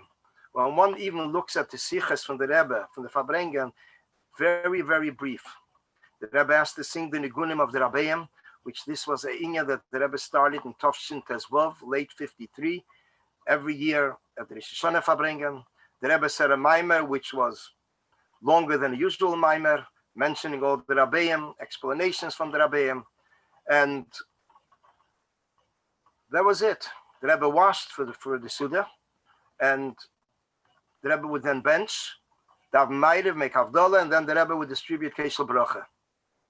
Keshel Bracha was a smaller crowd relatively in comparison to Simchas Torah, because not everybody was here yet. Not all the guests were here. Some people came for Rosh Hashanah, some for Yom Kippur. Reminds a story, a word that the Rebbe says in the Sicha, Yud Beis Tammuz, Tavshin Yud Beis, that the Frierdiker Rebbe said that you have Rosh Hashanah Chassidim, you have Yom Kippur Chassidim, you have Sukkot Chassidim, you have Yud Beis Tammuz Chassidim. The Rebbe mentioned we got Yud Beis Tammuz then. Basically, that there were different seasons when people came. When they were able to come, it's out their parnasa. Plus, some had jobs; they couldn't just leave for a whole month.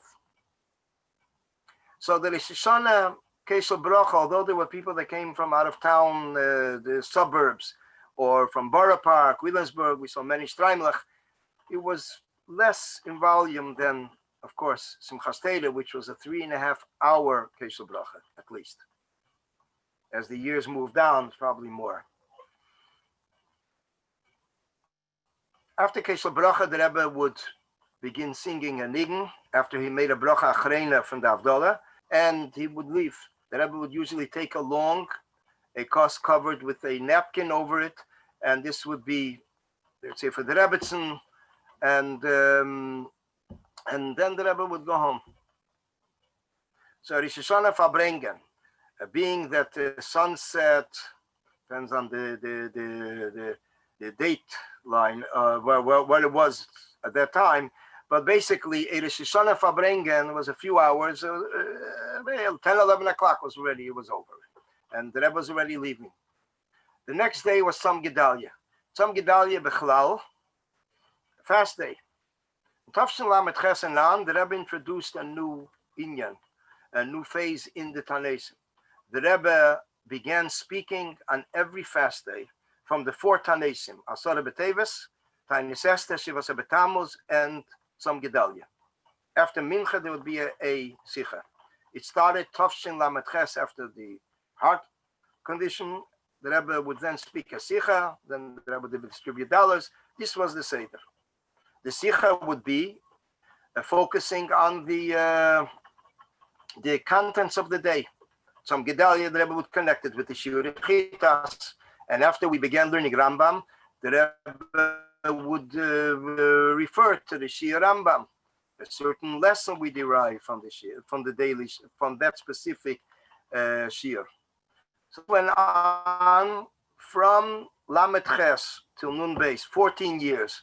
The Rebbe began with Asara B'Teves, and Le'isato at this point stopped, sadly, at Asara B'Teves, Tafshin Nun Beis. The Rebbe would edit some of the sichas.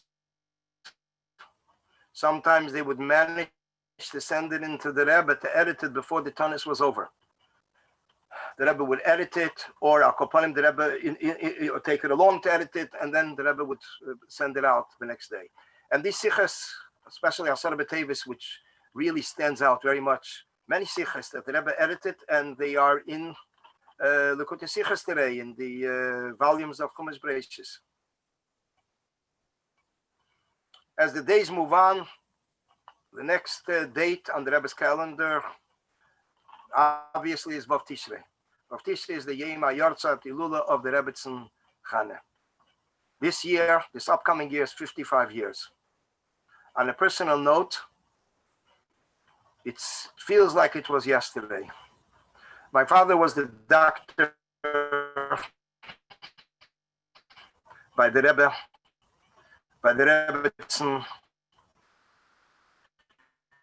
by the Frierdiker Rebbe, the Rebbetzin Chadina, and the Rebbetzin Chana, the Meshach of 40 years. Poland, he needed to take over all the tests, so he got his medical license here. He got a bracha from the Frierdiker Rebbe for Atzlocha, and the Meshach of the years, the Rebbe's household side, the Rebbetzin, Pashat use Mitzar Health, they would call him, the Rebbetzin would call him many times on behalf of the Rebbe.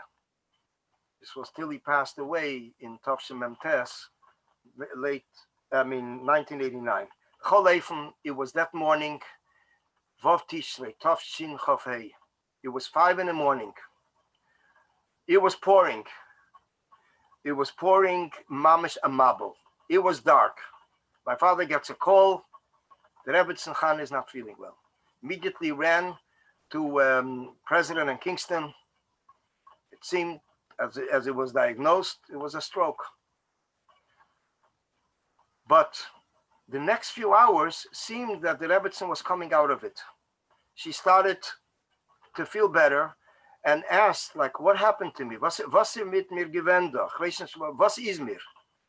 And this went on till about noontime. The Rebbe was aware of it. The Rebbe visited in the morning, and the Rebbe asked my father to monitor her often and to report back to him. The Rebbe Farbrengen, during the Farbrengen, my father went over to the Rebbe to tell the Rebbe the matziv. And my father announced the name for L'chaim. So my father didn't know the Rebbe Tzimchan's mother's name. So he announced Chana Bas. The older Chassidim also didn't know, so the Rebbe himself filled in Chana Bas Rochel. It was as the afternoon was moving on, the matziv started to turn again bad. And Rabbi Yunik was very close with the Rebbe Tzimchana. He actually came to the Rebbe. He didn't want to tell the Rebbe the situation. So he told the Rebbe that his mother wants to see him. The Rebbe finished the Farbrengen and daven mincha and immediately went into his room for a minute. And while he's putting on his coat, he was already rushing out towards the door, 770, rushing up Kingston Avenue to his mother's house. When he came to his mother, the Rebbetzin already didn't recognize him and needed to make a decision what to do. The Rebbe wanted that 3 doctors should together make a decision. The decision was made unanimously that there was a need to go to the hospital. They called an ambulance. Hatzalah did not happen until 12 years later. So they called an ambulance, either from a hospital or from a city ambulance. The ambulance came. The Rebbe Tzimchana was taken in. The Rebbe went in. My father went in, and Rabbi Khan's wife, Mrs. Khan, Ms. Leah Khan, who the Rebbe asked that she should come along. I heard from my father that they offered the Rebbe to sit in the passenger seat. The Rebbe said he wants to sit with his mother in the back. And while traveling to Brooklyn Jewish Hospital, which is on Franklin and Park Place, I think, it has a new name, the Rebbe was holding her hand and making her feel comfortable. They came to Brooklyn Jewish Hospital. They worked on the Rebbetzin, and about 6:45, the Rebbetzin was nifter.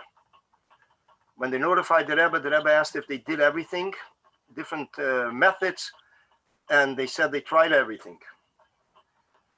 It was then that the Rebbe asked if there's a Rav, because the Bocharim already were coming and some Chassidim were coming to the hospital. And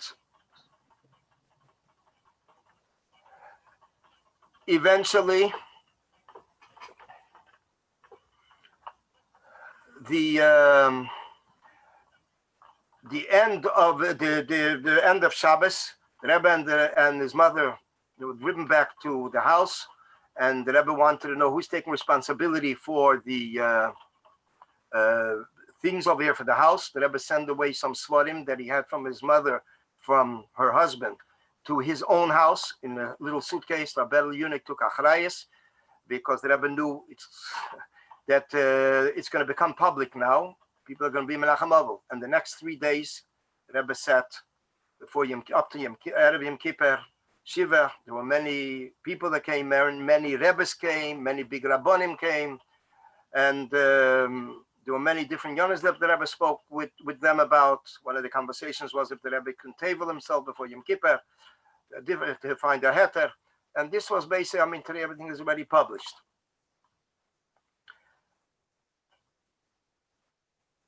It was then, that year, that the Rebbe davened for the Amid 11 months until the 5th of Av. That's when the Rebbe finished Kaddish, Tafshin Chafei. That year, the Rebbe Farbrengen a whole year, every Shabbos. And it was the beginning of that year, Shabbos Parsha Neach, that the Rebbe gave us the gift of Rashi Sichos.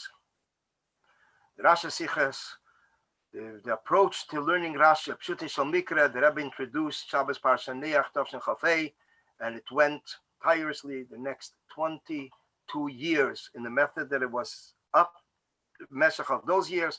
And as the Rebbe said, even later, when somebody asked the Rebbe, how come the Rebbe stopped? The Rebbe says, we still speak about a Rashi on the Parsha. And also, at times, during Purim, the Rebbe would speak on the Rashi of the Megillah. We mentioned Benegir Dinyan of Tzom Gedalia, just to be a little more accurate. It was pointed out that the first Sikha that the Rebbe spoke on Tzom Gedalia was actually in Tov Shin Mem Aleph, late 1980, not 78. It was gradually, Tainis Esther, other fast days. The Rebbe didn't start all four in the same year. So it was happening gradually. So Tzom Gedalia was Tov Shin Mem Aleph, which is late 1980.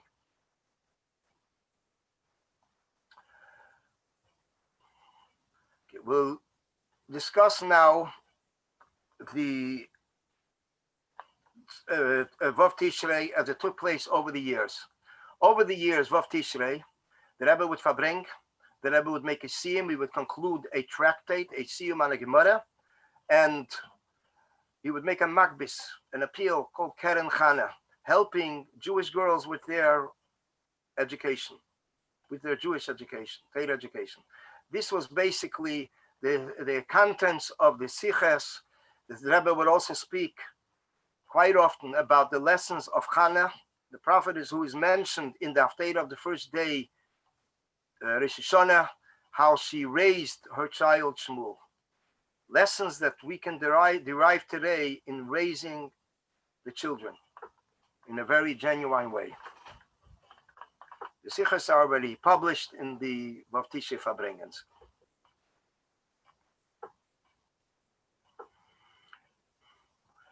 Going on further, the next thing was basically Erev Yom Kippur.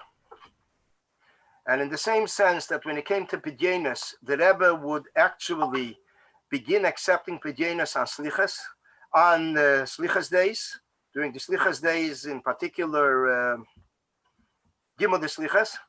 In the same sense, when it came to Lekach, the Rebbe began distributing Lekach already in Aseret Shemei Tshuva time, middle of Aseret Shemei Tshuva.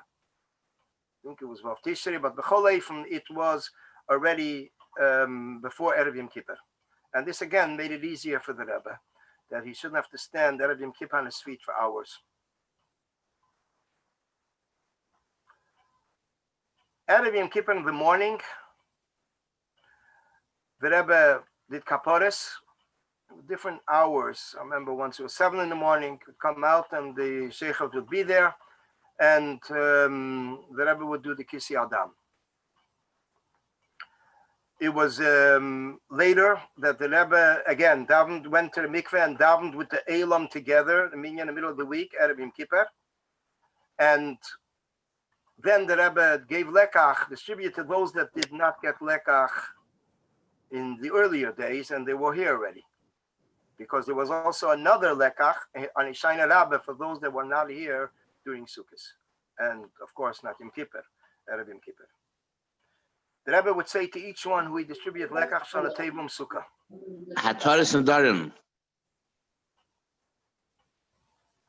The lekach that the Rebbe gave, so usually the Rebbe would give for the person, and sometimes the person asked for others, he would give for others. There was interesting little stories that happened around lekach. One of the stories is that the Rebbe was approached by a person, and he had a napkin in his hand that the Rebbe should place the lekach on the napkin. So the Rebbe said, lekach nemt men on levushim. Lekach should be taken without garments, directly into the hand. Another person that came to ask lekach, generally Chassidim didn't say anything. They just extended their hand. Officially, you're supposed to ask for lekach. You're supposed to say, ich bet, I request. So the Rebbe told someone, you have to ask. So the person says, ich bet. So the Rebbe gave him. I later spoke with this individual person's family after he passed away, and I told them the story. So they said it's interesting because that year or a year before, this person had difficulty in Parnasa. And it's interesting that the Rebbe made that point, that he should ask for lekach, as it's mentioned that the skula of asking for lekach is to be yetzer with that, and then the Parnasa comes from the Eibishter directly without any obstacles.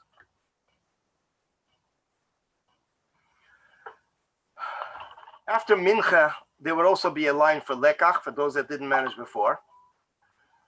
But Al Kopanim, it was Pashit on the Rebbe's time then, because the Rebbe after Mincha needed to go home for the Suda. But B'chol Eifim, not to push ahead before we speak about the Mincha time, the Rebbe would come in, as we after Malkus that the Rebbe would receive in his room. It was generally Rabbi Yechanan Gordon. In the later years, it was Rabbi Sol Shimon Kalman's son. And the Rebbe would come in with a bag of coins to the tzedakos, to the plates, the pushkas that were pushed on the tables, charities, and Yonim tzedakos for all meisters. The Rebbe would just pour all the plates, not like individual. Pasha took out coins and gevarfen everywhere. Few tables of plates. And the Rebbe would then proceed to Mincha, which was, this was about, probably about 10, 15 minutes off schedule because of the tzedakos. The Rebbe would come to Mincha, and then the Rebbe would daven, either the Rebbe daven with the Eilam or didn't daven with the Eilam. There was no way of knowing. And after Mincha, the Rebbe would give the general bracha, the bracha klolis for Klal Yisrael. In the earlier years, there was no platform for the Rebbe. The Rebbe davened level, the floor, especially in the early stage of the shul, which is the first part of the shul until Tafshin Chavches. The Mele, when it came to the bracha, the Rebbe they would prepare a staircase. The Rebbe would go up on a table, and the Rebbe would give the bracha with closed eyes. It would be a short bracha, about a paragraph, and then the Rebbe would go down the steps, go home, and then the Rebbe would come back for Kol Nidre after the Suda. Later years, there was already a platform, and over the years, from this bracha, it developed into a sicha. The Rebbe spoke a whole sicha. And Nun Beis was mamish a sicha, I think it was about an hour. And the Elam went back home to eat the Suda and then come back. The Rebbe would edit generally the bracha, this bracha which was for Klal Yisrael, a bracha that the Frierdiker Rebbe used expressions also in his brachas when he get to Erev Yom Kippur. He said it is Tshuva Ilah, especially if Yom Kippur was Shabbos, Shabbos Min HaMazikin, Tainuk v'chulu. And then the Rebbe would come back after the Suda, and it was then the Birchas Habonim. Originally, in the early years, the Rebbe would call in the Bachem to his room. The Rebbe said, "Ihr seid doch dem Rebbe's Kinder, you're the Frierdiker Rebbe's children." So b'meila, there's a union of benching children. So b'meila, the Rebbe would then bench the Bacharim as a group. As the crowd grew, there was a need to have more space. So it became outside. They says, I think it was in the hallway in front of the elevator, and later, or into the Zal. Could even be there was in Gan Eden Atachten. But Akopanim, later it was in the Zal. This is where it was up to the last time since. The Zal upstairs in Shul would be set up, empty. The window between the two rooms was removed, the Svarim were removed, and B'meila there was a view of many Bacharim who were actually in the second room. And in later years, also the hundreds of Bacharim standing in the yard were also able to see, since also things were removed, so they were able to see the Rebbe directly. I mean, today we have videos of the audio of the bracha. This was the Seder of the Birchas Habonim. The Rebbe was already wearing his kittel and talis while he went into the Birchas Habonim, and then the Rebbe went back to his room for a short moment, and immediately entered the shul, big shul, with the machzer, the tilim, and the svarim the Rebbe took. And that's when tilim was said before Kol Nidri and then Kol Nidri. When the Rebbe was honored with the Sefer Torah of Kol Nidrei, the Rebbe would walk over to the Chazan, and there would be someone who actually was Eicha all the years to buy the schus of handing the Rebbe the Sefer Torah, the Eitzah, and being Mechaber the Rebbe with the Sefer Torah. The Chazan would receive the Sefer Torah, the Rashag would receive the Sefer Torah. This is the Bezdin of the Kol Nidrei. There was one year, the year before Tavshim Memhei, it was late 1983, the person that would receive the schus every year said that he's going to do the schus, he's going to fulfill it if he gets a promise from the Rebbe that he'll be able to make it till next year.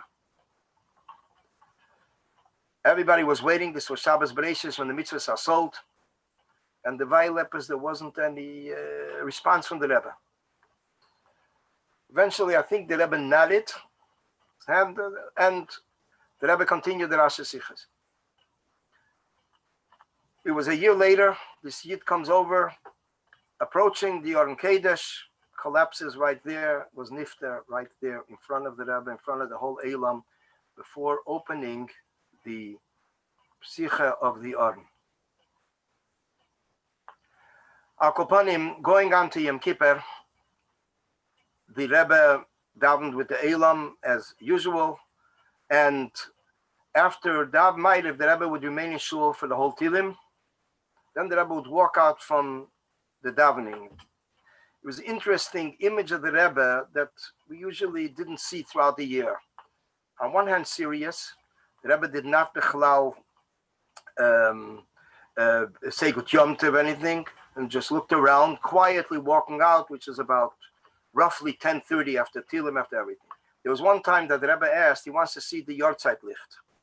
The Yortzeit candles, where were they all put? Because usually they're placed in shul. So they showed the Rebbe that they were upstairs in Cheder Sheni. In the second room was a dedicated room, Yom Kippur, big tables, and everybody placed their lichter. The Rebbe looked, the Rebbe didn't say anything, returned back to his room, and then went home. The next morning was relatively quiet in Lubavitch. The Rebbe came in, davening. There was no pushing. There was no pushing by maftir. The Rebbe did not get maftir. The Rebbe received maftir yena. Rabbi Chodekov would get maftir in the morning, so there was actually no pushing, quiet. It felt like it was a different sort of a shul, and this went on till mincha time. Musaf usually finished about 4 o'clock. When the Rebbe is going to be coming back from mincha, nobody knew. It was whenever the Rebbe is going to walk in.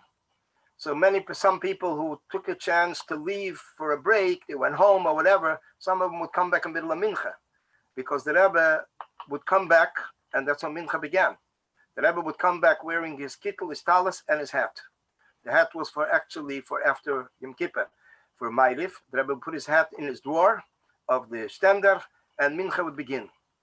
Maftir Yena, the Eilam pushed to hear Maftir Yena. There were certain verses that Rebbe cried by Maftir Yena. There were Pchias. And after that, followed by Ne'ilah. Ne'ilah, there were many times that the Rebbe would motion to sing again, the Onu Amecha, to sing the tune, the last tune, to sing it again, repeat it again and again and again. It was sometimes unusual. Then we realized that it could very well be the Rebbe was Pashut looking at the watch, because there were times, at least once that we know, that the Rebbe told Rabbi Groner to tell the Chazan, show him that it's still early, he shouldn't rush. So B'meila, it was the Rebbe was Pashut monitoring the time also. It was Ne'ilah Tavshin Lamed Zayin when the Rebbe asked for the kids went up on the bima. Was made a dike pchias then. The Rebbe was crying very much then by the end of Avinu Malkeinu. Remember the Chazan then waited and didn't know what to make of it. He didn't know what the Rebbe is up to. And finally, he began announcing the Shema Yisrael. When it came to Napoleon's March, the Rebbe would go up on a chair, on his chair. The Rebbe, first they would start singing, and the Rebbe would encourage the singing, and then the Rebbe would go up on the chair, and conduct the singing from there. I remember when it was the War of Yom Kippur, which we already heard in the morning then, the Rebbe Pasha threw the talus over completely on his face, and mamish even lower.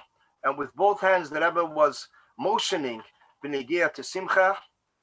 And then when the Rebbe picked up his talus, we saw Pasha, there were pchiyas. The Rebbe's face was red from crying. This was mamish the first day of the war, which we later heard that Rahman al-Islam, hundreds, if not more, I think it was about 1,000 soldiers Pasha killed, and that first crossing from the Suez Canal, Rahman al-Islam. After Ma'ariv, before Ma'ariv, the Rebbe put on his hat. After Ma'ariv, the Rebbe, after Abdullah, the Rebbe would announce Get Yom Tif, Samachta, and the Rebbe would walk out from davening.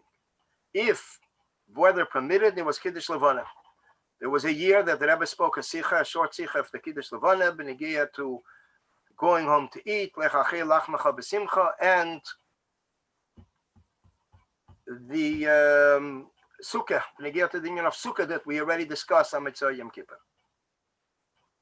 This was the Seder b'negia to Yom Kippur, in a nutshell. And going on now to the days between, the Rebbe would go to the Eyal. Sometimes, I mean, quite often, many times, all the time, Yud Gimel Tishrei.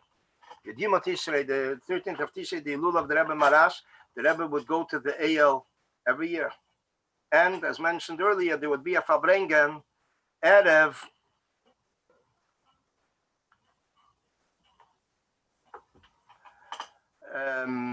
Erev Sukkos.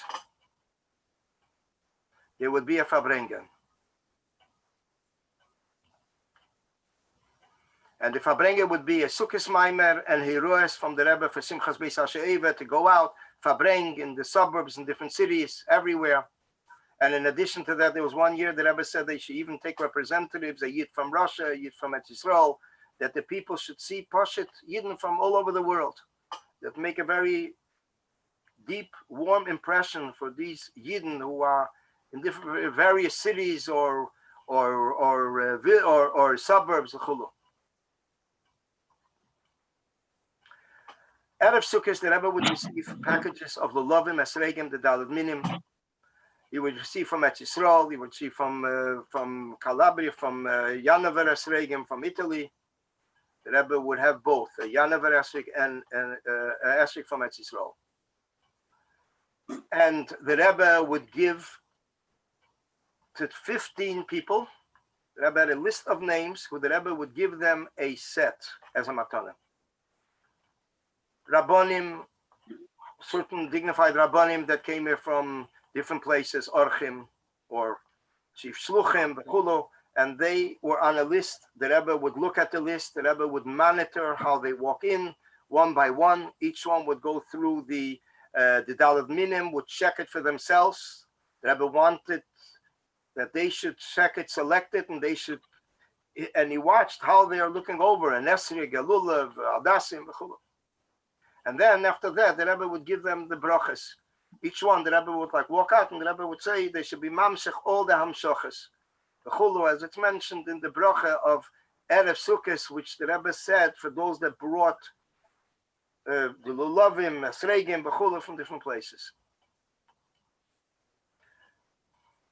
First night Sukkos, the Rebbe would daven with the Elam like every night and all the tefillas, and that's how the Sukkos Yom Tiv went. Now, for the first 20 years of the Nesias, the Rebbe would Farbrengen the second day Sukkos. The Farbrengen would take place in the big Sukkah in 770. The Rebbe would be facing Eastern Parkway. It was all the way by the end of the Sukkah towards the Tashlich. The Rebbe would be sitting with the back to the Tashlich location, facing Eastern Parkway. It was very hard to hear. Space wasn't big either, and it was very pushy. I remember one year, it was towards the end of this Kufa of Farbrengens. The Rebbe once said that it should be given over. The Rebbe says, I'm already finishing the Farbrengen. There's no need for pushing. It was Tafshin Lamet when a whole table fell then on Rabbi Marlow, Olav Hasholim, got hurt with fractures, v'chulu, and the Rebbe then said he's not taking any more Acharayas does not want to farbring in a place which could be dangerous, which is dangerous, potentially. And therefore, he's not farbring any longer in the sukkah. And that was it. The Rebbe did not farbring anymore with chassidim in the sukkah. There was one exception. 7 years later, the Rebbe farbringed with the release time kids, and basically he farbringed, he washed. It was maskiros, it was the counselors, the madrichim, the teachers, and the Rebbe gave kesel bracha through the madrichim with a bottle of wine. The Rebbe poured into each one, and they distributed to the kids. I was able then to be one of the madrichim. The Rebbe structured the whole Farbrengen before. The Rebbe wrote to Rabbi Yankel Hecht that they will sing the following nigunim. The first sicha will be one nigun, this nigun, this nigun. The Rebbe specified every nigun separately. And then eventually, after the boys left, the girls went in. So this was a very exceptional Farbrengen, Pashat for the release time kids. Tavshin Lamed Zayin, late 76. Going back to the Sukkot Farbrengen, the Rebbe would wash.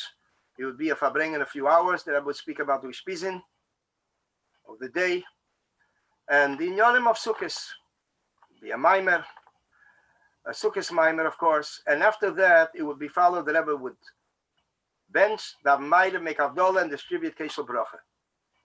If it was a Friday, the Rebbe would distribute the Kesel Bracha on Shabbos afternoon after the Shabbos Farbrengen. Shabbos Chalamet Sukkos. This was the Seder B'meshach of the 20 years. It was a Sukkos, which was a very big mabul. It was Tavshin Chav Zayin, late 66. And the Rebbe came in then with a coat, and later after that he took the coat off, and it was the older Chassidim were holding even a towel under the Rebbe's hat. It was partially dripping. The Rebbe said a Maimer then.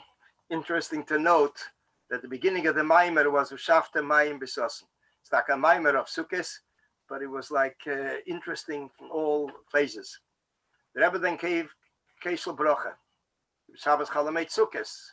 So the Rebbe then gave Kesel Bracha instead of Friday, because Friday night, after benching, a person has to daven Ma'ariv, Kabbalah Shabbos, and then make Kiddush. So the Rebbe would always give Kesel Bracha the next day. Likewise, by Rosh Hashanah, which we didn't mention, the Rebbe would give Kesel Bracha Shabbos Shuvah in the afternoon.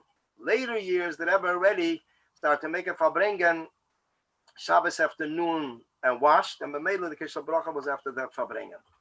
This was Mem Gimel Mem Dalet in that season, the early 80s. Another union that took place by the Rebbe in the early years up till Tavshin Chav Dalet, late 63, was Simchas Beis HaSheva. It was a Farbrengen exclusively for Talmidei HaYeshivas. Already from Tavshin Beis, late 41, the Rebbe already would Farbreng for Talmidei HaYeshivas, and it wasn't only Lubavitch. There were Chaim Berlin, there were other yeshivas that had vacation, and they were around this location, and B'meila they would come in to the Farbrengen, Ashmekna, what's doing in Lubavitch. The Rebbe would speak in Yonim and Nigla, and of course the Rebbe would press very much, as the Rebbe said in one of the Farbrengens, that everybody knows what I'm getting to, that there is a necessity to learn Chassidus. But basically, it's a whole different style of a Farbrengen. And that went on to Tavshin Chav Dalet, and that's when it stopped. Others say that it's connected basically with the Avelus, that the next year, the Rebbe was able for his mother, so that's when it stopped. That was one reason that is mentioned. And I think the Rebbe actually mentions it in the Sikha in the next year. In Tavshin Mem Aleph, there was a new gili from the Rebbe. The Rebbe began speaking Sichas every night of Sukkot, night after night. First night, it was a surprise. And actually, the second night was also a surprise because people figured only one night. Every night, the Rebbe is speaking Sichas. The Rebbe is connecting it with the Chitas, the Shiur Chitas of the day, Shiur Chumes v'chulu. We do Ushpizin, and the Chassidish Ushpizin, as the Rebbe elaborated on that in great length, Meshach of many years. And this went on up till Hoshana Rabbah, till Mamish into Hoshana Rabbah, the night of Hoshana, the evening of Hoshana Rabbah. Chassidim realized that the Rebbe wants Simcha not just sitting in the Sukkah and Farbrengen, but something more. And that is when Chassidim, a few older Chassidim began to dance on Kingston, Montgomery, and that developed later into the Simcha B'Sasheva that we have today. Just to fill in, that actually the Rebbe himself, Sukkos, the first days, although there was no Farbrengen in the Sukkah, but there were exceptions. There were 3 Farbrengens that the Rebbe Farbrengen in Shul. One of them was Tafshin Lamed Aleph, when it was then a Farbrengen in Shul, without any L'chaim, without anything. The Rebbe referred to it as Truken, dry. It was a famous Farbrengen then, Hallelujah Savaya.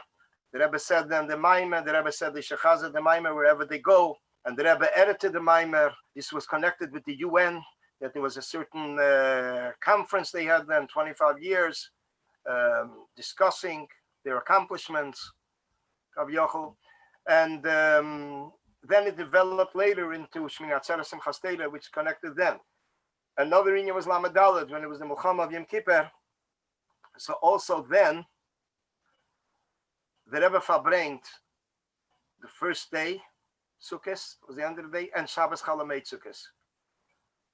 And there was a Maimer then, and Siches, and this was in Shul, without any L'chaim, without anything.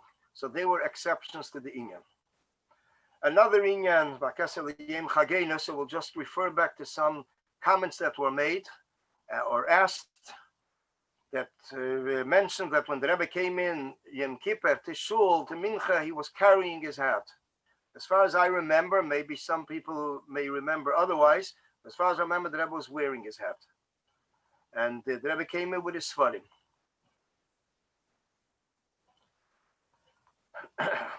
Going on now to the Beis HaShe'eva itself, when the Rebbe heard that Chassidim are dancing in the street, the Rebbe began speaking about it in the Siches. And the Rebbe said, the Gazal mitanzen, the street should dance along, the police should dance along, the Chula. There were many comments that I was very pleased with this inyan. And this is what developed over the years, a meshech of decades. Rabbi Shem Tov took it in his hands, the funding, the sponsoring, the runarounds, and the Rebbe was very pleased with this inyan. Many Yidden came from different shchunas, different neighborhoods. It was the inyan of Afatzes Hamayones Chutza, spreading the well springs of Chassidus, videos of the Rebbe, seeing the Rebbe, v'chulu.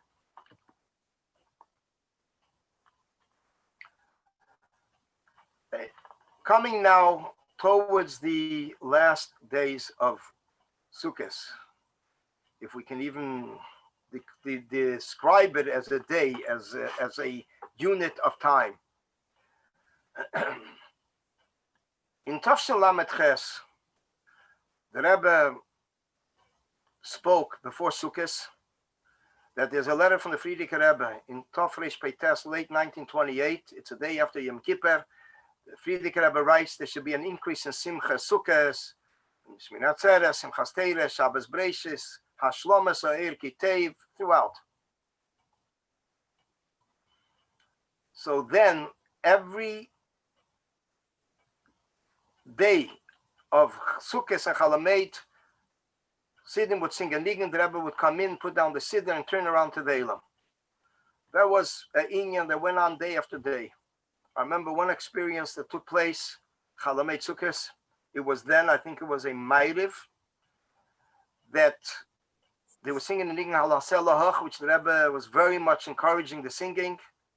And suddenly the Rebbe stops and he turns to his right side while he's facing the Elam. To his right side is the Mizrach table, where the Ziknei Chassidim usually sit. And the Rebbe asks, did you learn Chitas today? We were standing on the Bima. We have no idea what happened over there. So there were many people that felt they have to catch up with Chitas. So this one grabbed the Tanya, this one grabbed the Chumash. Pashut, in case the Rebbe comes to him, he'll be able to say he completed Chitas. And then the Rebbe says, what's more important, taking pictures or learning Chitas? So that's when we realized what it was. And the Rebbe said, Ich mein em dorten, this person Pashut like ducked under the table. And that was it. After that, the Rebbe turned around and might have began. This is a Maisa Shahoya Tafshin Lamed Ches. Going on now to Shmini Atzeres Simchas Torah, but first Heishayne Rabbe. Heishayne Rabbe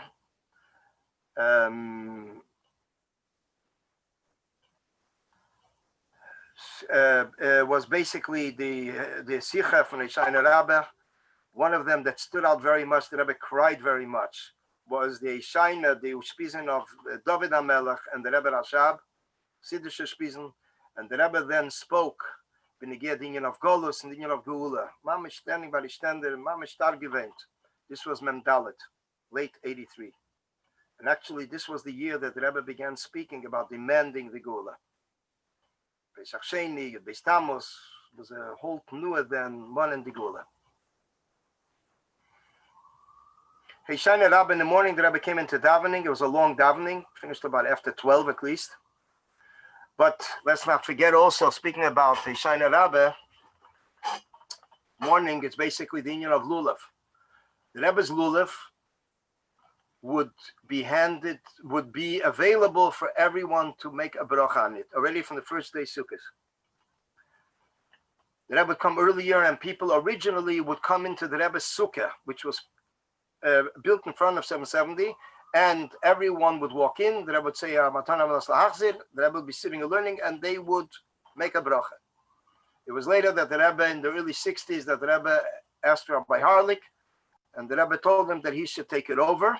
The Rebbe says, I will come this and this time, I will give you over the lulav, and you will stand and be mezakah that people should be able to make a bracha on the lulav.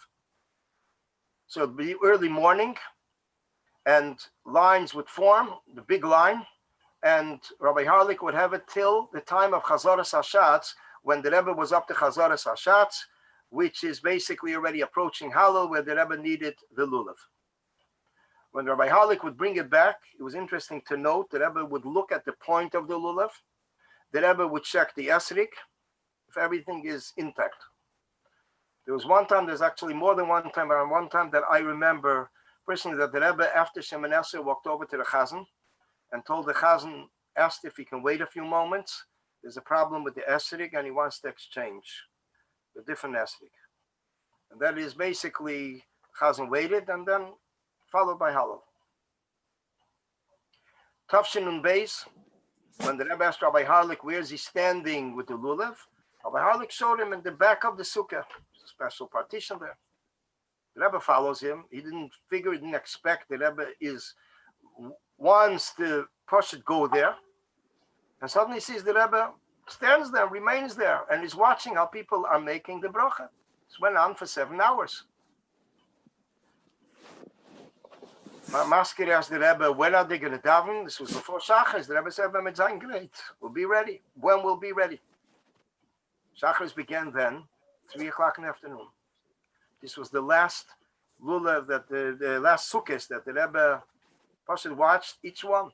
When Bacharim came in, Yungalai came in, they saw that some people knew the Rebbe's in there, but the earlier ones, and even the other ones coming later, the later ones, it was uncomfortable.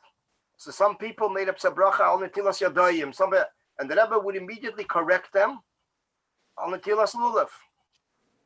It was Pashit, the Rebbe was listening and answering Amen to each bracha. It was very, very unusual. This went on for 7 hours, and then the Rebbe went to daven, and after Shachris Musaf was Mincha, followed by Mincha. There was also then Sukkot, if I remember well, it was that Sukkot, the Rebbe said they should learn the Maimer Atzur, Tom, and Paule, which is a Maimer of the Rebbe Marash, in a Gear to Judgment, from Teir Shmuel and Parsha Hazino. It was a Pelodik Azach, I wrote to learn this Maimer. This was the last year in Beis before the stroke. Going on to after Shana Rabbah, there was Lekach for those that didn't receive earlier, and then the women formed a line, and they would receive Lekach from the Rebbe. So it went on for hours. After that, the Rebbe went home for the Suda, and after that, the Rebbe came back to 770. There were times, probably more than once, we heard once, that the Rebbetzin said that after the Rebbe was handling the Lekach a whole day with his hands grasping, putting down, the Rebbe couldn't hold the fork, Pasha, to eat something in the house. It was Pasha like falling out of his hand. It was at a certain point, the Rebbe would come in then at night, was already Yom Tov. The Rebbe came into Ma'ariv, and Ato Reisa was 9 o'clock, just to give people a chance to Pashat make Kiddush. People will go home to make Kiddush and then come back for Ato Reisa. There's one time that the Rebbe, when he went into the library where the Rebbe stayed then, so it was also the Rebbetzin was there, and somebody came in to visit the Rebbetzin. He saw the Rebbe, he walked out. As far as I remember, we heard then the Rebbe said, "For Mashke geht man nicht weg." You don't leave Mashke and walk out. The Akofis, the first night was relatively within a certain time, finished about 10:45, the 7 Akofis, and then after that, the Rebbe would go home. The Rebbe would walk out from Akofis with a nigun and would go home. The Rebbe would receive the 1st and 7th Akofa. This was traditionally already from the Alter Rebbe's time. By Akofis, the Rebbe would look around. The Rebbe holding the Sefer Torah would look around and focus. There were times that the Rebbe would like stop seemingly and focus on a certain group, and with his head, the Rebbe would motion the Inyan of Simcha.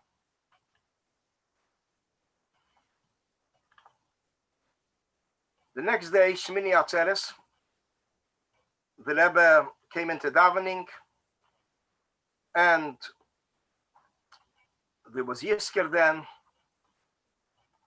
and after, in the evening time, we would go to Halucha. The Rebbe would daven Ma'ariv, and then there would be a Farbrengen, about 8:30. It wasn't a set time over the years, and the Rebbe would Farbrengen. This was a warm-up for Akofis, and as we heard later, this was also Pashit for those that went to Halucha, that they should be back, they should be able to be in time for Akofis. And at times, the Rebbe would even ask that they should give over to those that just came in from Talucha in the middle of the Farbrengen. They should give over that the Rebbe himself would recap sometimes Nikudis of what he spoke at the Farbrengen earlier. The Farbrengen generally would begin empty because nobody would dare be there in the beginning of the Farbrengen. They belong at Talucha, in the Talucha. And this went on till about 12 o'clock. It wasn't any set time. Closer to 1 o'clock, after the 770 was actually transferred, changed from the mode of a Farbrengen to the mode of Akofis, which meant basically schlepping benches, tape, v'chulu, to change over the whole structure, which was in minutes. Thousands of people roaming around. It wasn't such a safe inyan, till eventually they set up that people should go out, the doors were locked, and everything worked more efficiently. And that's when they started to have also in the early 80s, I think it was, a truck with food. The people come back from Talucha should have something to eat. Because a bacha that went Talucha, 6 in the evening, for example, he went to Flatbush. I'm just retracking what's on my mind, what we experienced personally. I'm sure everybody had that experience. They would come to Farbrengen. They didn't eat much because in the shul, whatever they gave them, but there was an hour and a half walk. Come to Farbrengen, nobody's thinking of food. We immediately jumped into our places. And then after that, who's going to think about food? We need a place for our Akofis. And that's how it went till 3 in the morning. It was one time, my wife invited a journalist. She asked, when are you eating the meal? My wife told her 3 3 o'clock, 3 a.m. The journalist figured that probably it means 3 p.m. Who's going to eat a Sudas Yom Tov 3 a.m.? But the Metzias was that it was 3 a.m. She didn't show up. She may have shown up 3 p.m. when we were in shul again. It was a completely different planet. It was mamish a whole night by the Rebbe. In the earlier years, the Rebbe would teach a nigun 5 in the morning. The Rebbe would eat upstairs the Suda, and then he would teach a nigun, which are from the Rebbe's nigunim, the 10 nigunim.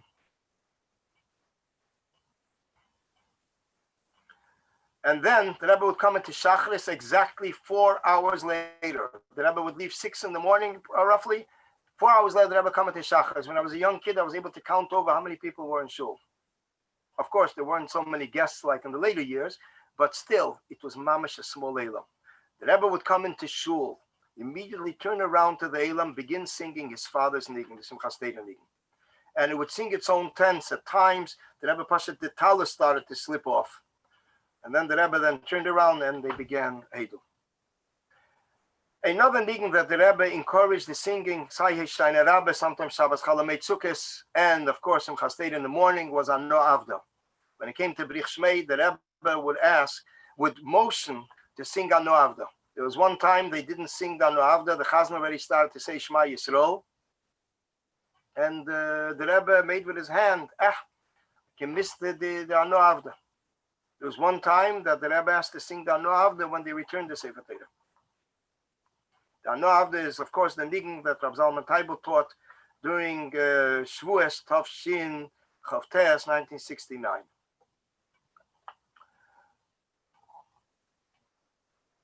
Now, speaking Benegia to the Hafsaka, just to give an impression what Crown Heights looked like, the Hafsaka, the intermission between the Farbrengen and Akofis, as mentioned earlier, a big Elam would gather. A big Elam, not just Lubavitch, not just Chabad. I remember as a kid when we came to 770 for Akofis, we couldn't even get close. It was full, packed, gathered, couples, modern Elam. Everybody knew the climax of Akofis is Lubavitch, the latest Hakofis. At one point, the Rebbe actually spoke in Tafshin Yudalit, late 53, that in the intermission, they should go out to the people, make sure that everything is halachically done, in other words, the dancing and everything. And then the Rebbe said a Lashon, very Gishmak Lashon. The Rebbe said, it says in Rishenim or Acharenim, the Rebbe says, call them what you want. That when a person is up all night, when it comes to midnight, he should say Krishma. That was the inyan that the Rebbe mentioned there at the Farbrengen. The Chol Eifim, then came the next morning. Next morning, with mamish many giluyim. People walked over to the Rebbe to speak with the Rebbe while the Rebbe is sitting by the Ataresa. And basically, the Atareses, the Rebbe would say the first whole one, and then the first and last pasuk of the following 2 Atareses. The others, people would be honored with saying the Ataresa.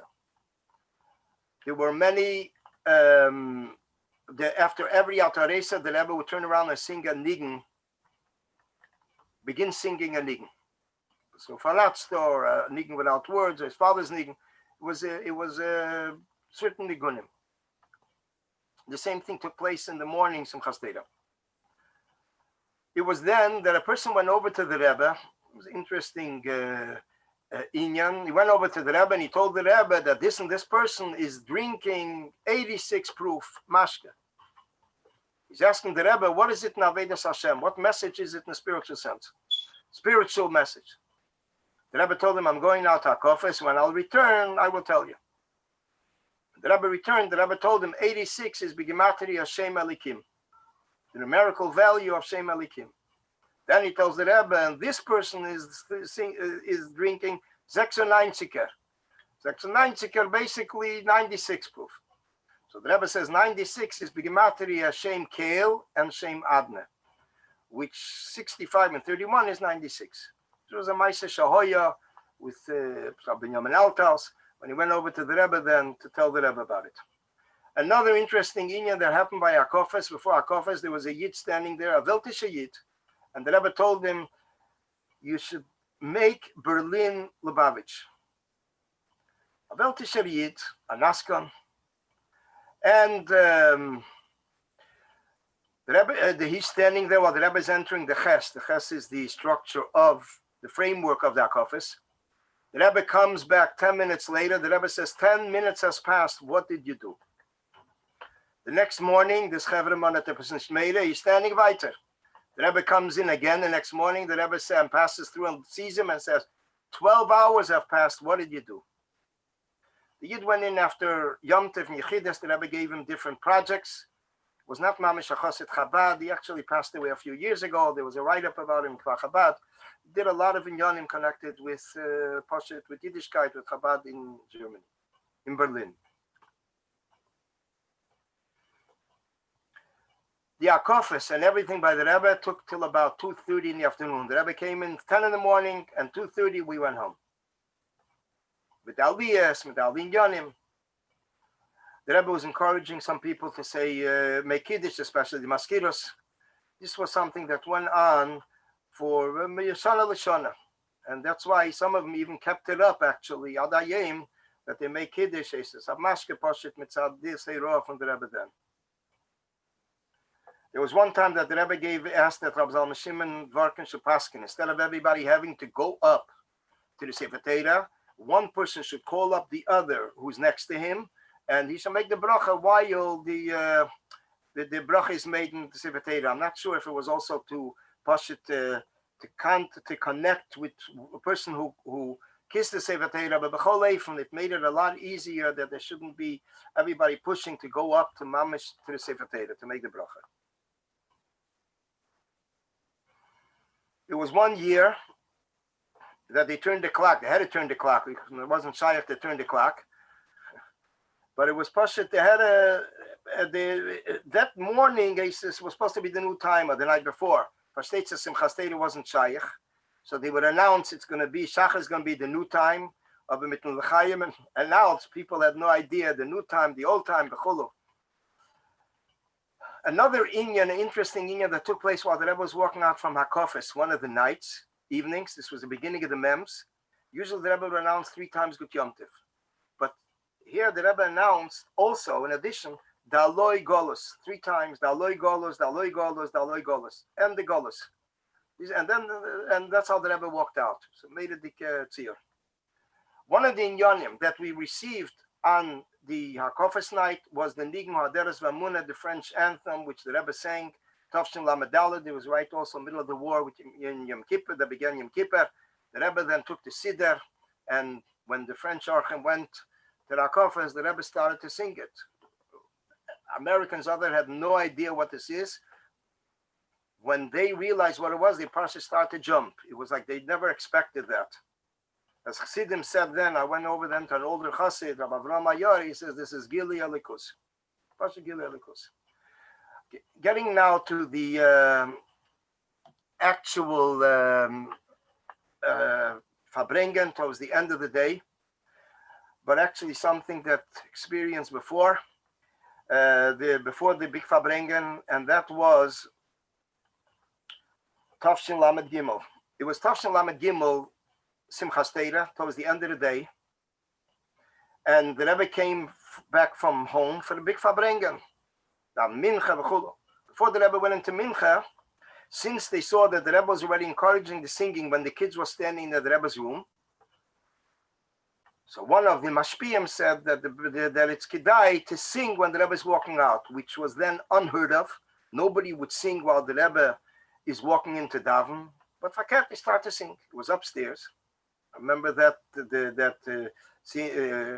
scene. The Rebbe walked over to Stender and motioned with his hands, and then the Rebbe walks over to his table. Upstairs was the table right behind Chedesheni, Yom Tov, Shabbos, Mincha. He would daven over there, not at the regular weekday location.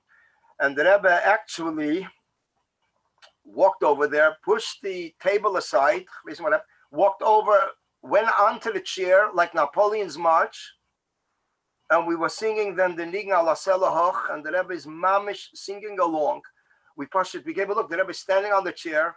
Dust was mamish rising from the floor. It was meididik, very intense. Not a big elam, because most of the elam was downstairs already in their seats for Farbrengen. And we saw Pasha, the Rebbe is singing along, screaming along. And I think it was after that when another occasion when they were dancing, the Rebbe says they can sing but not dance. The Rebbe was pointing at the Oren Kodesh, which was shaking then mitzad the vibration. The Simchas Torah Farbrengen was a very long Farbrengen. There were many heroes that the Rebbe gave for the winter. When you get to Smicha, when you get to Inyanim of learning, the Derech of the Rogatshava, there are many different Inyanim that the Rebbe addressed at this Farbrengen. And here comes in an Inyan which happened then, and also Tavshim Mem Gimel Simchas Torah. Just mention it in brief. In Tavshim Mem Simchas Torah, the Rebbe then mentioned that there's a Sikha from the Friedrich Rebbe, or a story that the Friedrich Rebbe said, that when a person makes a resolution for an increase in tzedakah, although he now physically does not have the means for it, but once he makes the achlota, the channel is open. Chassidim understood then that this is a Eis Ratzon. So there were Chassidim that made resolutions b'machshava. Interesting to note, many of the, after Yom Tov, they send in the skum, the amount of money. And there were some that the Rebbe sent back the money. The Rebbe said this was only while during the Sikha, or while the Nigen was sung after the Sikha. And after that, it was over. So the Rebbe Poshet, as Yedei Machshavas, Poshet said, this is not, it wasn't valid. So B'meila, the Rebbe sent back the money to the person. There were people that were Poshet very much Sliach with Ashiras. This was a Eis Ratzon. Likewise, as it was noted in one of the comments, Simchas Torah Tavshim Mem Gimel was also Inyan that the Rebbe spoke then. I'm not sure if it was the same Inyan like Benegea to. Actually, it was also an Inyan of pledging. I was speaking then, if a person is permitted to pledge, Bechlal Benegea to the Inyan of Tzedakah, Benegea Shabbos, V'chulu. B'chol from there were Zmane Eis Ratzon.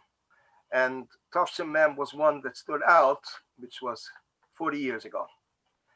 The Farbrengen went on for hours. I remember that in the middle of the Farbrengen, the Rebbe said that there is pushing going on, and there's a person that has a rois, a cellulitis on their foot.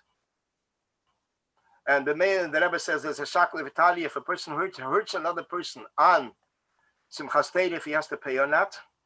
And then the Rebbe continues weiter like nothing happened. Nobody had any idea who the Rebbe is talking about, besides, I don't know, besides the person who had that cellulitis, that rois. And Bepashtos, everybody took if they had a foot on someone else, they took it off from someone else in order not to hurt the person. But this was like a middle, a poshet, like a Bashemsker Inyan, a machshava, a dibur that the Rebbe said like in the middle of a sikha and went on further without pointing, without mentioning names, which these things happen quite often. The whole Eifen, as we're already nearing the end of this Farbrengen, so the Rebbe says, I'll help him that we should see all this in 770 together with the Rebbe. It should be Aksiva, Vachsima Teva, Lashana Teva, Msuka, Poshit, that we should have a year that begins with brachas and have it throughout the year. Mit alle gute Sachen. Betev hanira vanigla bebonne chayim zene bekule revichi. Rabbi Seligson for appearing us for Selichos, giving us an oversight of the issue with the Rebbe. And we had also during the Farbrengen, so we had also Yudi Dukes here. So Sela Chaim should have a Refuah Shlema. Chaim should have Namen Yehuda. Yecheves should have a Refuah Shlema. And dan ik zie we gezien meteen waarschijnlijk met Sukkah en daar Mashiach het Keno. Amen. Ja, van ja, het zeggen. Chaim. Some people ask you, I don't know if you still have the time, but somebody asked you about the Israeli Simchas Torah, the consulate Simchas Torah. I can't hear what? Somebody asked you about the Israeli consulate Simchas Torah. Concert. Consul, you know the. The consul, Israeli consul would come the second day Yom Tov, since it was after Yom Tov by then. They would come with a bus, and the Rebbe would host them on his bima during Ataresa. There was like a box of cake. The Rebbe would call each one separately, And actually, this is where Netanyahu got a lot of attention then, as a member then of the council, and the Rebbe would talk with him, and the inyanim the Rebbe spoke to him, he saw later, was relevant precisely to the inyanim that he was involved in later years in his positions. Somebody asked earlier about the mention that was going around on WhatsApp, the thing about the Rebbes with the pledge. The Rebbe says to Shabbos and Vochim Tishrei, whatever pledge you made. Yeah, okay, so this is what was mentioned earlier here. This is what I was following, that about pledging tzedakah on Shabbos and writing down on Mitzvah Shabbos. This was similar to Simchas Torah Tavshin Mem. Although it was a different angle. I didn't actually see the Sikha lately, so I can't say with all the details. But the one that really stood out much was the Tavshin Mem one. That one was one that made a very deep impression. A lot of younger light then went for it.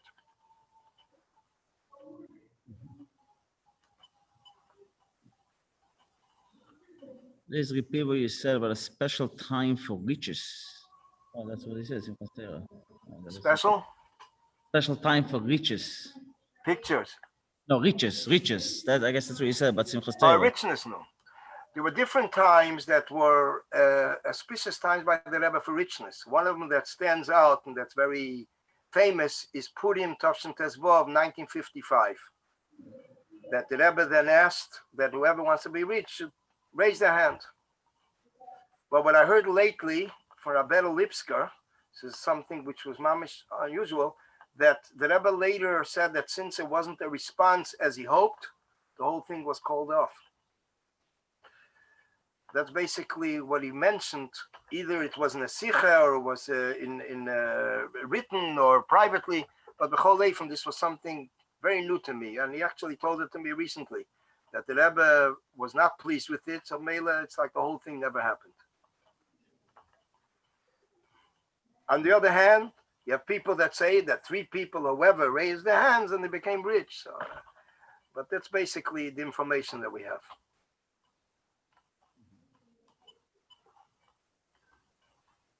Shkoyach. Okay. Okay, Chavra. A freiliche Jahr. A gesunde Jahr. Gesund.